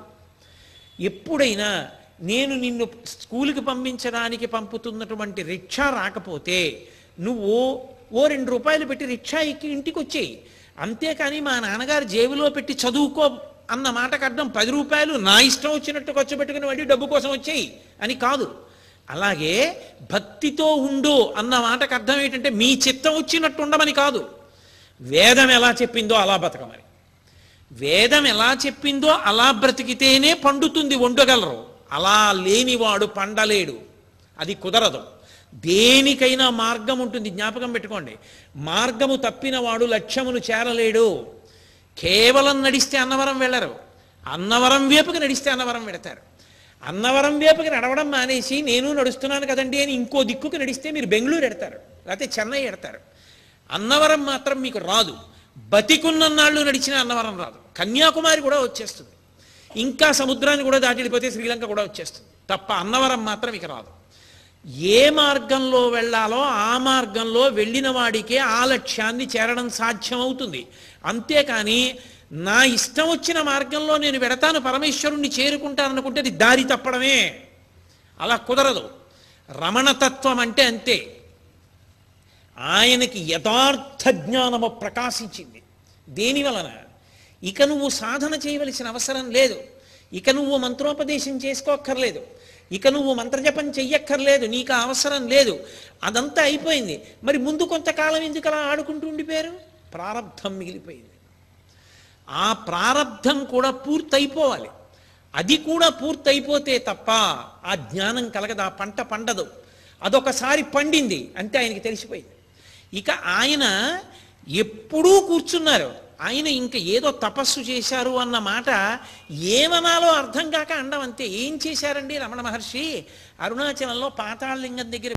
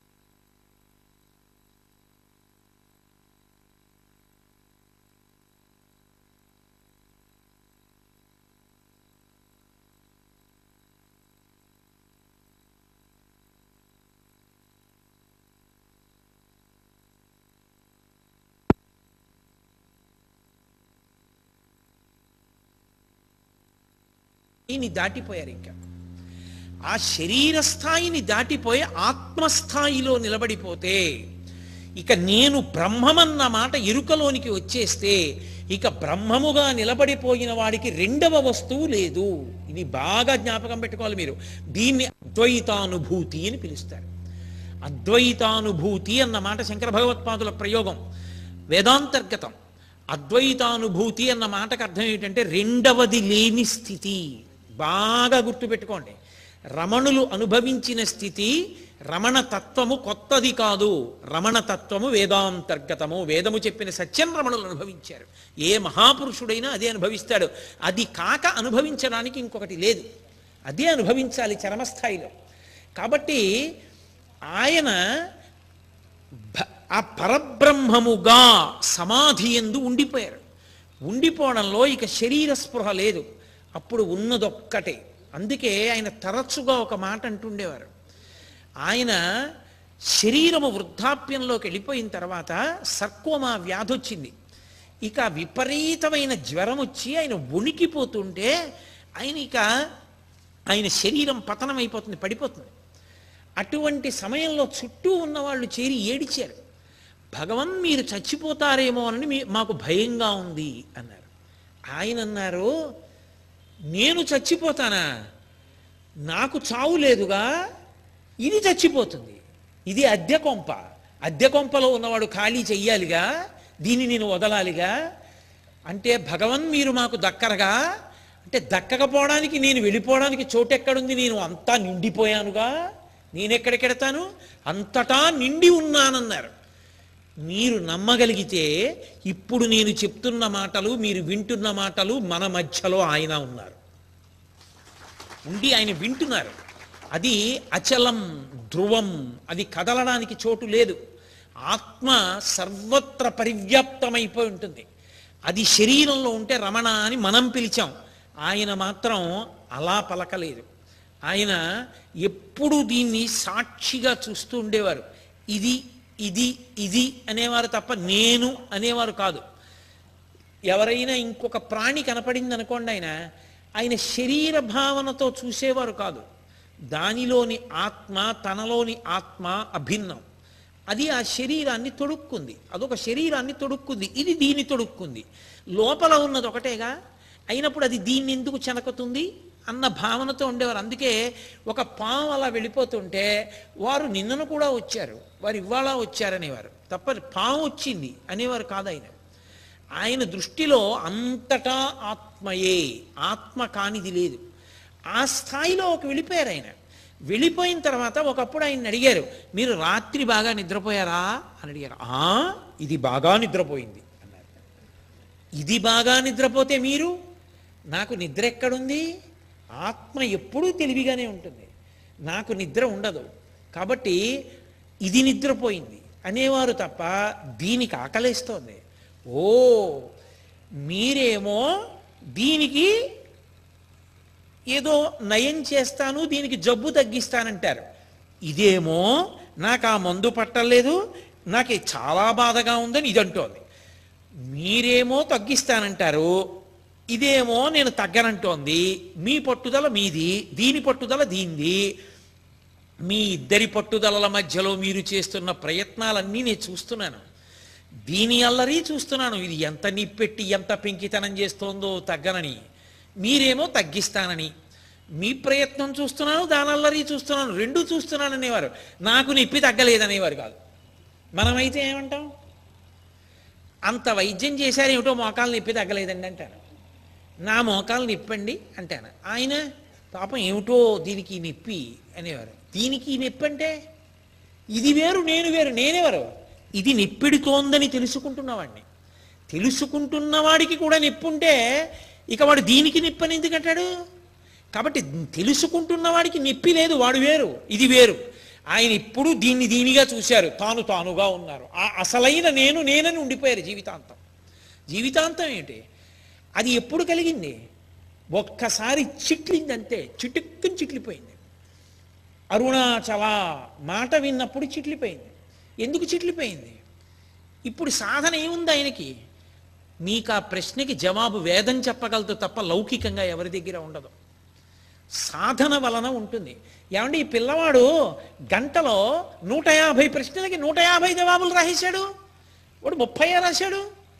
వీడు గంటలో 150 ప్రశ్నలకి 150 జవాబులు వ్రాయడం కోసమని 3 నెలల నుంచి ఇంటి దగ్గర పరిశ్రమ చేశాడు. కాబట్టి ఇవాళ బెల్ కొట్టి మళ్ళీ గంట తర్వాత బెల్ కొడితే వాడు 150 బిట్లు ఆన్సర్ చేశాడు. వాడు ఇంటి దగ్గర ఆడుకున్నవాడు గంట కొట్టి గంట మళ్ళీ కొట్టేటప్పటికి గంటలో 150 వాడెక్కడ చేస్తాడు? 30 చేశాడు. ఇవాళ ఆయన పండిపోయారంటే అది గత జన్మల సాధనా బలం. గత జన్మల సాధనా బలానికి ఈశ్వరుడు పలకాలంటే వేదప్రోక్త మార్గంలో నడవాలి. వేదము చెప్పినది మార్గము, ఆ మార్గంలో నువ్వు నడవగలిగితే లక్ష్యాన్ని చేరుకుంటావు. అందుకే ప్రమాణవాక్కు ఏది అని అడిగితే వేదము ఒక్కటే. వేదము ప్రమాణము తప్ప ఇంకా ఏదీ ప్రమాణము కాదు. మీరు ఎక్కడ ఎవరు చెప్పినా అది వేదమునకు వ్యతిరేకం కాకపోతేనే ప్రమాణంగా తీసుకోవాలి. వేద వ్యతిరేకమైతే ఎవరు చెప్పనివ్వండి ప్రమాణం కాదు. మీకు శ్రీరామాయణం యొక్క గొప్పతనం అంతా అదే. రామచంద్రమూర్తి ఎప్పుడు మాట్లాడినా ప్రమాణమైంది. ఎందుకు ప్రమాణమైంది? రాముడు తన సొంతంగా ఏది మాట్లాడ్డం. రాముడు ఏది మాట్లాడినా శాస్త్రం. శ్రీరామరాజ్యం అంటే ఏమిటో తెలుసా? శ్రీరామరాజ్యం అంటే రాముడు కొత్త పరిపాలనా విధానాన్ని ప్రవేశపెట్టాడు, 1/6 వంతు పనులు పుచ్చుకున్నాడు, రహదారికి ఇరువైపులా చెట్లు నాటించాడు, చెరువులు తవ్వించాడు. అది కాదు శ్రీరామరాజ్యం అంటే. శ్రీరామరాజ్యం అంటే యథాశాస్త్రం. శాస్త్రం ఎలా రాజు పరిపాలించాలని చెప్పిందో అలాగే రాముడు పరిపాలించాడు. అందుకు శ్రీరామరాజ్యం. ఆయనలా ఎవరైనా పరిపాలించాడు అంటే దాని అర్థం ఏమిటంటే శాస్త్రాన్ని తప్పకుండా పరిపాలించాడు అని అర్థం. తప్ప శ్రీరామరాజ్యం అంటే రాముడి పరిపాలనకు కొత్త విశేషం ఉంటుంది, అలా చూపించాలి అని కాదు. శాస్త్రం ఎలా ఉందో రాముడు అలా ఉన్నాడు అని అర్థం అంతే. కాబట్టి తస్మాత్ శాస్త్రం ప్రమాణంతే కార్యాకార్యం వ్యవస్థితౌ అంటాడు గీతాచార్యుడు. నువ్వు ఈ పని చెయ్యనా ఈ పని చెయ్యద్దా అన్నప్పుడు ఏది ప్రమాణము? ఎవరు చెప్పినా ప్రమాణము కాదు. వేదం చెప్పిందా అదొక్కటే నీకు పూచి. వేదం చెప్పింది తస్మాత్ శాస్త్రం ప్రమాణంతే. వేదం చెప్పింది నువ్వు చెయ్యొచ్చు, వేదం చెప్పలేదు నువ్వు చేయకూడదు అంతే. వేదం చెప్పింది చేశావు, ఒక్కటే గుర్తుపెట్టుకో, పరమేశ్వరుడికి దగ్గరగా జరుగుతున్నావు. వేదం చెప్పనిది చేశావు, పరమేశ్వరుడికి దూరంగా జరుగుతున్నావు. ఇద్దరూ చేస్తున్నారు పనులు, ఇద్దరిది కర్మే. వేదం చెప్పినట్టు చెయ్యడం భక్తితో బతకడం, వేదం చెప్పనట్టు చెయ్యడం అసలు వేద ప్రమాణమునందు ప్రమాణ బుద్ధి లేకుండా బతకడం. కాబట్టి వాడు ఈశ్వరుడికి దూరంగా జరుగుతాడు. అందుకే శంకర భగవత్పాదులు అవతార పరిసమాప్తి చేస్తూ వేదో నిత్యమధీయతాం తదుదితం కర్మ స్వనుష్ఠీయతాం అంటారు. వేదమును ప్రమాణముగా తీసుకో, వేదం ఎలా చెప్పిందో అలా చేయి, ప్రతిరోజు వేదం చదువుకో, దాని వలన నువ్వు పరమేశ్వరుడికి దగ్గరవుతావు. ఎవరి చిత్తం వచ్చింది వాళ్ళు చెప్తారు. లోకంలో చూడండి ఎప్పుడూ కూడా, అందున కలియుగంలో ఏమిటంటే అసలు మార్గం చెప్పేవాళ్ళకన్నా తప్పు మార్గం చెప్పేవాళ్ళు చాలామంది ఉంటారు. కాబట్టి నువ్వు ఆకర్షింపబడితే నీది తప్పు. శాస్త్రాన్ని నువ్వు తెలుసుకోవాలి, నువ్వు తెలుసుకొని జాగ్రత్తగా వైదికమైన మార్గమునందు ప్రయాణించాలి. రమణ భగవానునకు ఏ కారణము చేత అటువంటి జ్ఞానము కలిగినది, ఒక్కటే సమాధానము. అటువంటి సమాధానము మీకు దొరకాలి అంటే మీరు ఆయన స్థాయి పురుషుల యొక్క జీవితాల్ని విచారణ చెయ్యాలంతే. ఆయన స్థాయి పురుషుల్ని పేర్లు మారుతాయి, మీరు పేర్లు తీసేసి ఎవరిని పరిశీలనం చెయ్యండి. ఒక్కటే, ఓ బంగారు గిన్నెలో కాస్త పాయసం పోసా, ఓ వెండి గిన్నెలో కాస్త పాయసం పోసా, ఓ అరిటాకు మీద కాస్త పాయసం పోసా. ఆ మూడు పాయసాలు ఓ గిన్నెలోవి. మీరు అరిటాకు మీద పాయసం తిన్నా ఓలాగే ఉంటుంది, వెండి గిన్నెలో తిన్నా ఓలాగే ఉంటుంది, బంగారు గిన్నెలో తిన్నా ఓలాగే ఉంటుంది. పాయసం ఒకటైనప్పుడు పాత్రతో సంబంధం ఎక్కడుంది? భగవాన్ రమణులు జ్ఞాని కాగలిగారంటే ఆయన జీవితం అంతే, రామకృష్ణ పరమహంస అయినా అంతే, చంద్రశేఖరేంద్ర భారతి అయినా అంతే, లేకపోతే సాయిబాబా గారైనా అంతే, ఎవరైనా అంతే. ఆ మార్గమునందు వేరొకటి ఉండదు, అలా ఉండే అవకాశం లేనే లేదు. అసలు దానికి ఇంకొక మార్గం లేదు. నాణ్యపంధాయనాయ విద్యతే, ఇంకొక మార్గం ఉందని నువ్వు అనుకుంటున్నావేమో, లేదు. మీరే చెప్తున్నారు మంత్రపుష్పంలో ప్రతిరోజు. చేత్తో పువ్వు పట్టుకుని లేచి మనం ఒప్పుకుంటున్నాం, ఇంకొక మార్గము లేదు. వేదమును ప్రమాణముగా తీసుకుని ప్రయాణము చేయుట ఒక్కటే మార్గము, లేని నాడు దూరంగా వెళ్ళిపోతున్నాం. కాబట్టి అలా ఆయన చేశారు. గత జన్మలలో కొన్ని కోట్ల కోట్ల జన్మలలో చేశారు. ఈ జన్మలో పండింది ఆయన అదృష్టం. అందుకే అలా కూర్చుంటే ఎంత బాధకైనా సరే తట్టుకోగలిగినటువంటి స్థితి ఆయనకి ప్రారంభమునందు వచ్చేసింది. అది ఈశ్వరుడితో ముడి తర్వాత పడిపోయింది. అందుకని ఆయన పాతాళలింగం దగ్గరికి వెళ్ళి కూర్చున్నారు. విషక్రిములు వచ్చాయి, కొరికేశాయి, మాంసపు ముద్దలు వేలాడిపోయాయి, ఎముకల దగ్గరికి పురుగులన్నీ చేరిపోయాయి, కొరికి తినేస్తున్నాయి, నెత్తురు కారిపోయి కింద అట్ట కట్టేసింది. ఆయన ఇలా కూర్చుని ఆనందమునందున్నారు. ఇది భౌతికమైనటువంటి వాదనకి అందేటటువంటి విషయమా అని అన్నారు అనుకోండి. భౌతికమైనటువంటి విషయంగా పరిశీలనం చేస్తే అనాలంటే అలా కూర్చున్నాడంటే వాడు పిచ్చోడండి అనాలి. లోకంలో అర్థం కాని వాళ్ళందరూ ఇవాళ కాదు ఎప్పటి నుంచో అదే పేరు పెట్టారు. అందుకే మహాపురుషులు ఏడిచారు, రామకృష్ణ పరమహంసకి పట్టిందన్న పిచ్చి నాకు ఎప్పుడు పడుతుందో అని ఏడిచారు. అందరూ లోకంలో నిద్రలేస్తూ ఇవాళ ఆ పని చేస్తా ఈ పని చేస్తా అని సంతోషిస్తారు. రామకృష్ణ పరమహంస నిద్రలేస్తూనే నేల మీద పడి తల కొట్టుకుని ఏడిచేవారు. మేనల్లుడు వచ్చి అడిగాడు, ఎందుకు అలా ఏడుస్తావు మామయ్య అని అడిగాడు. ఒరే, నా జీవితంలో ఇంకో రోజు అయిపోయింది, నాకు అంబ దర్శనం అవ్వలేదురా అనేవారు. అది వాళ్ళ వెంపర్లాట. ఇంకో రూపాయి తేవాలి నా బోటిగాడి వెంపర్లాట. ఎక్కడి సాపత్యం? ఇన్ని కోట్ల జన్మల సాధన చేస్తే ఈశ్వరుడికి దగ్గరవుతావు. అకస్మాత్తుగా ఇవాళ ఈ జేబులో 10 రూపాయలు పెట్టుకుని మోక్షం అన్నది చెట్టు కింద కొనుక్కునేటటువంటి తేగల కట్ట కాదు. కొన్ని కోట్ల జన్మలు వైదికమైన సాధన చేస్తే ఆ సాధనలో నువ్వు దగ్గరికి నడుస్తావు. అసలంటూ ప్రారంభమైతే నిన్ను ఎంత వేగంగా పరిగెత్తించాలో పరమేశ్వరుడికి తెలుసు. అరుణాచలం దగ్గరికి లాక్కోవాలనుకుంటే మౌల్వీ దగ్గర మొదలెట్టి ఎక్కడి వరకు లాక్కున్నాడు. 5 రూపాయలు ఉన్నాయని అన్నతోనే చెప్పించాడు. అది ఈశ్వరానుగ్రహం అంటే. అందుకే ఒకప్పుడు రమణులు మహాజ్ఞానిగా ఆశ్రమంలో కూర్చుని ఉండగా ఆయనకి చాలా స్నేహితుడు అనిపించుకున్న వ్యక్తి, అతని పేరు రంగన్న. అతను వెళ్ళి అడిగాడు, వెళ్ళిపోయే ముందు కనీసం మధురైలో నాతో కూడా చెప్పలేదేం రమణ అని అడిగాడు. ఆయన అన్నారు, వెళ్ళిపోయే ముందు వెళ్ళిపోతున్నానని నాకొకటి తెలుసా అని అడిగారు. నడిపించినవాడు వేడొకడున్నాడు, వాడు లాగుతున్నాడు, లాగబడ్డారు. నాకేం తెలుసు, ఏం చెప్పను అన్నారు. మౌల్వీ చేత చెప్పించారు, ముద్దుకృష్ణ భాగవతుడి చేత చెప్పించారు. ఆ చెవి కమ్మలొక్కటి ఎందుకు మిగలాలి? ఆ అవసరం తీరిపోగానే విసిరి పారేశారు. స్నానానికి అప్పుడే వర్షం ఎక్కడి నుంచి పడాలి? లోపలికి వెళ్ళేటప్పటికి అరుణాచలేశ్వరుడి యొక్క దేవాలయం అంతా ఎందుకు ఖాళీగా ఉండాలి? ఆయన వెళ్ళి అప్పా నేను వచ్చానన్న తర్వాత కొన్ని సంవత్సరాలు ఇంకా లోపలికి వెళ్ళాల. ఎందుకు వెళ్ళాలా? గుళ్ళోకి వెళ్ళి చూసొద్దాం అని చెప్పి వెంపర్లాట ఎందుకు లేదు? అదే నాబోటిగాడు ఏ వెంకటాచలమో శ్రీశైలమో వెళ్ళాడు అనుకోండి, పొద్దున్న లోపలికి తీసుకెళ్ళి దర్శనం చేయించి సాయంకాలం మళ్ళీ లోపలికి తీసుకెళ్తాం, వస్తారా అన్నారు అనుకోండి, అయ్యో తప్పకుండా వస్తానని పరిగెడతాను. అదే రమణులు ఒక్కసారి అప్పా నువ్వు లాగేవు వచ్చేసాను అన్నారంతే, ఇక వెళ్ళలా గుళ్ళోకి. ఎందుకని? ఆ అరుణాచలేశ్వరుణ్ణి ఇక్కడ చూసుకుంటూ ఉండిపోయారు ఆనంద తరంగాల్లో. అది స్థాయి, అది జ్ఞానం. ఆ శరీరము నుంచి విడిపోయిన వాడికి ఇక శరీర స్పృహ ఎక్కడిది? ఆ స్పృహ లేదు, కురుక్కు తినేసేయి. దాన్ని ఎవరు పట్టుకోగలరు? ఆ స్థాయిలో ఉన్నవాడే పట్టుకోగలడు. అన్యులకు ఎలా సాధ్యం? కాదు. అందుకే కామాక్షి పరదేవత రమణులు వస్తున్నారని శేషాద్రి స్వామిని పంపింది. శేషాద్రి స్వామి గ్రహించారు. లోకం దృష్టిలో ఈయనో పిచ్చాడు, ఆయనో పిచ్చాడు, వీళ్ళిద్దరికీ పెద్ద పిచ్చాడు గుళ్ళో ఉన్నాడు అరుణాచలేశ్వరుడు. ఎందుకని? ఆయనకి నామాల్లో ఓ పేరుంది, ఉన్మత్త శేఖరాయ నమః అని. ఉన్మత్తుడు అంటే పిచ్చాడు, శేఖరుడు అంటే పెద్దవాడు. పిచ్చాళ్ళకి పెద్ద పిచ్చాడు, పిచ్చాళ్ళకి పెద్ద పిచ్చాడు గుళ్ళో ఉన్నాడు, ఇద్దరు పిచ్చాళ్ళు గుడి బయట ఉన్నారు. మన దృష్టిలో, వేదాంతం దృష్టిలో పండించగలిగిన వాడు పండిపోయిన వాళ్ళు. ఆ పంట అర్థం కాని మనకి వాళ్ళు పిచ్చివాళ్ళు. చంద్రశేఖర భారతి ఇదే స్థాయిని పొందితే శృంగేరిలో ఇలా ఓం నిధనపతయే నమః అంటే పువ్వేసి ఆయన ధ్యానంలోకి వెళ్ళిపోయి సమాధిలోకి వెళ్ళిపోయి అలాగే ఉండిపోతే చంకల కింద చేతులేసి తీసుకెళ్లి గురునివాసంలో కూర్చోబెట్టి జగద్గురువు స్నానం చేయకుండా ఉండకూడదని బిందితో తీసుకొచ్చి నీళ్లు పోసేవారు. బట్ట లాగేసి బట్ట చుట్టూ పెట్టేసేవారు. ఆయనకి పిచ్చెక్కిపోయిందని ప్రభుత్వం పరిశీలకుండా పంపించి.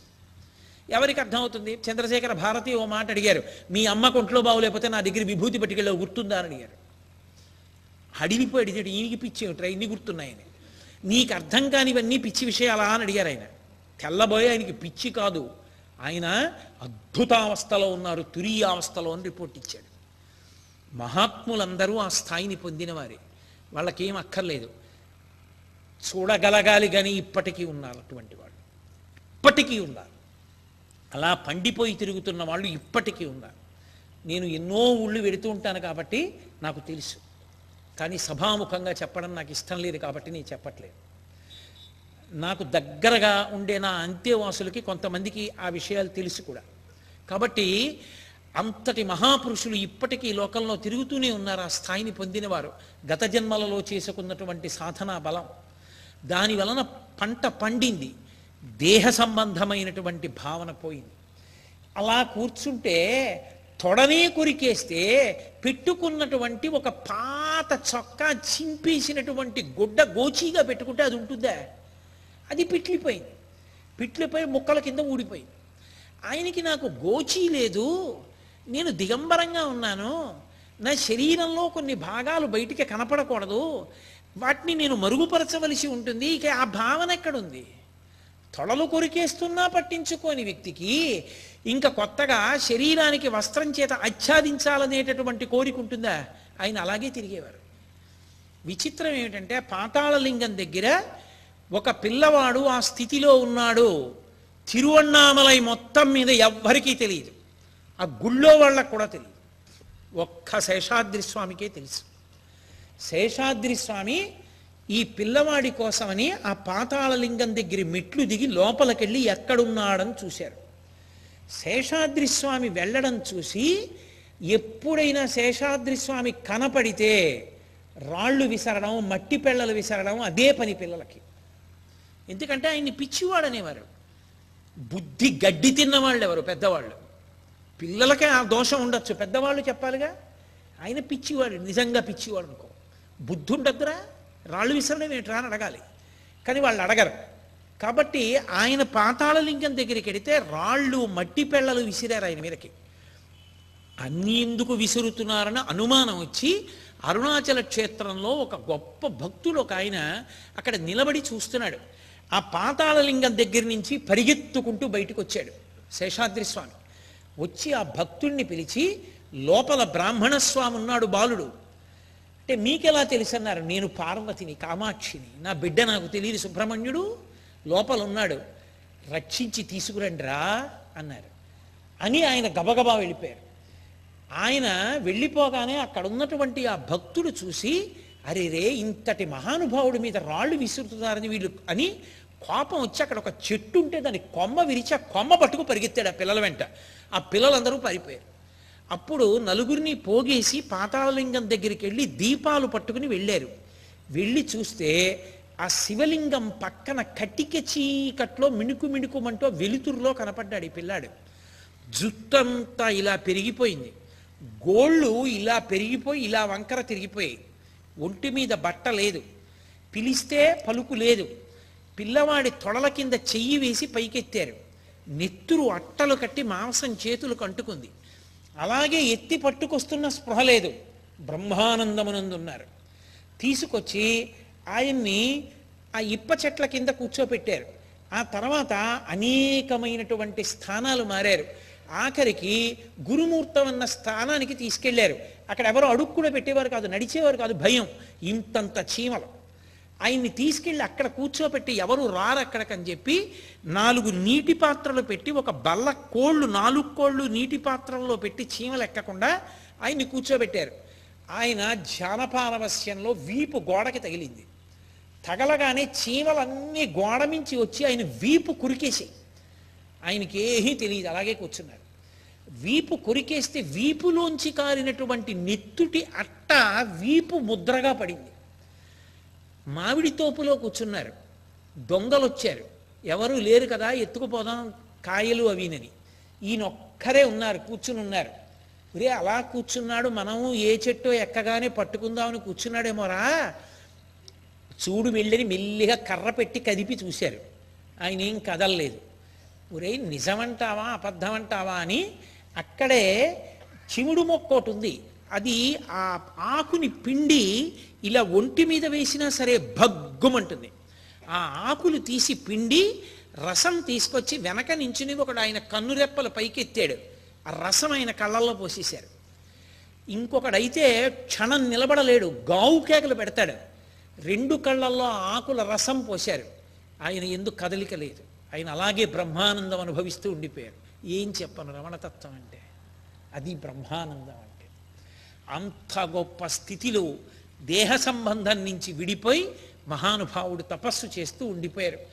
అంతటి బ్రహ్మానందంలో ఆయన ఉన్నటువంటి రోజులలో ఆయన అక్కడ ఉన్నారు అన్న విషయం కోసం వెతుక్కోవలసిన వాళ్ళు ఒకళ్ళు ఉన్నారు లౌకికంగా. ఆయన ఎంత బ్రహ్మానందంలో ఉన్నారో అంత శోకంలో ఒకళ్ళు ఉన్నారు. ఎవరు? తల్లి అలగమ్మ గారు, ఆయన యొక్క అన్న, ఆ తర్వాత కుటుంబ సభ్యులు, బంధువులు, స్కూల్లో పాఠం చెప్పిన వాళ్ళు. మాస్టర్ ఏమైనా అన్నారా? లేకపోతే ఇంట్లో పిన్ని గారు ఏమైనా అన్నారా? బాబాయ్ గారు ఏమైనా అన్నారా? అన్నయ్య ఏమైనా మందలించాడా? లేకపోతే ఏమైనా వికారం పుట్టిందా? మతిభ్రమణం వచ్చిందా? పిల్లాడు ఏమైనా దుర్వ్యసనాల కోసం ఎక్కడికైనా వెళ్ళిపోయాడా? నాటకాల్లో చేరిపోయాడా? రకరకాల ఆలోచనలు. ఒక పక్క భర్త పోయారు, ఒక పక్క కొడుకు ఎక్కడికో వెళ్ళిపోయాడు. పాపం ఆ అళగమ్మ గారు ఏడుస్తూనే ఉన్నారు. ఇంతమంది ఏడుస్తుంటే ఒక్కడు అన్నిటికీ అతీతంగా ఆనందపడుతున్నాడు. ఆ తర్వాత కథ ఎన్ని మలుపులు తిరిగిందో, రమణ తత్వం మౌనంలోనే ఎంత సందేశం ఇచ్చిందో రేపటి రోజున విందురుగారు. రేపు సాయంకాలం 6:30 మళ్ళీ ప్రారంభం చేస్తాను.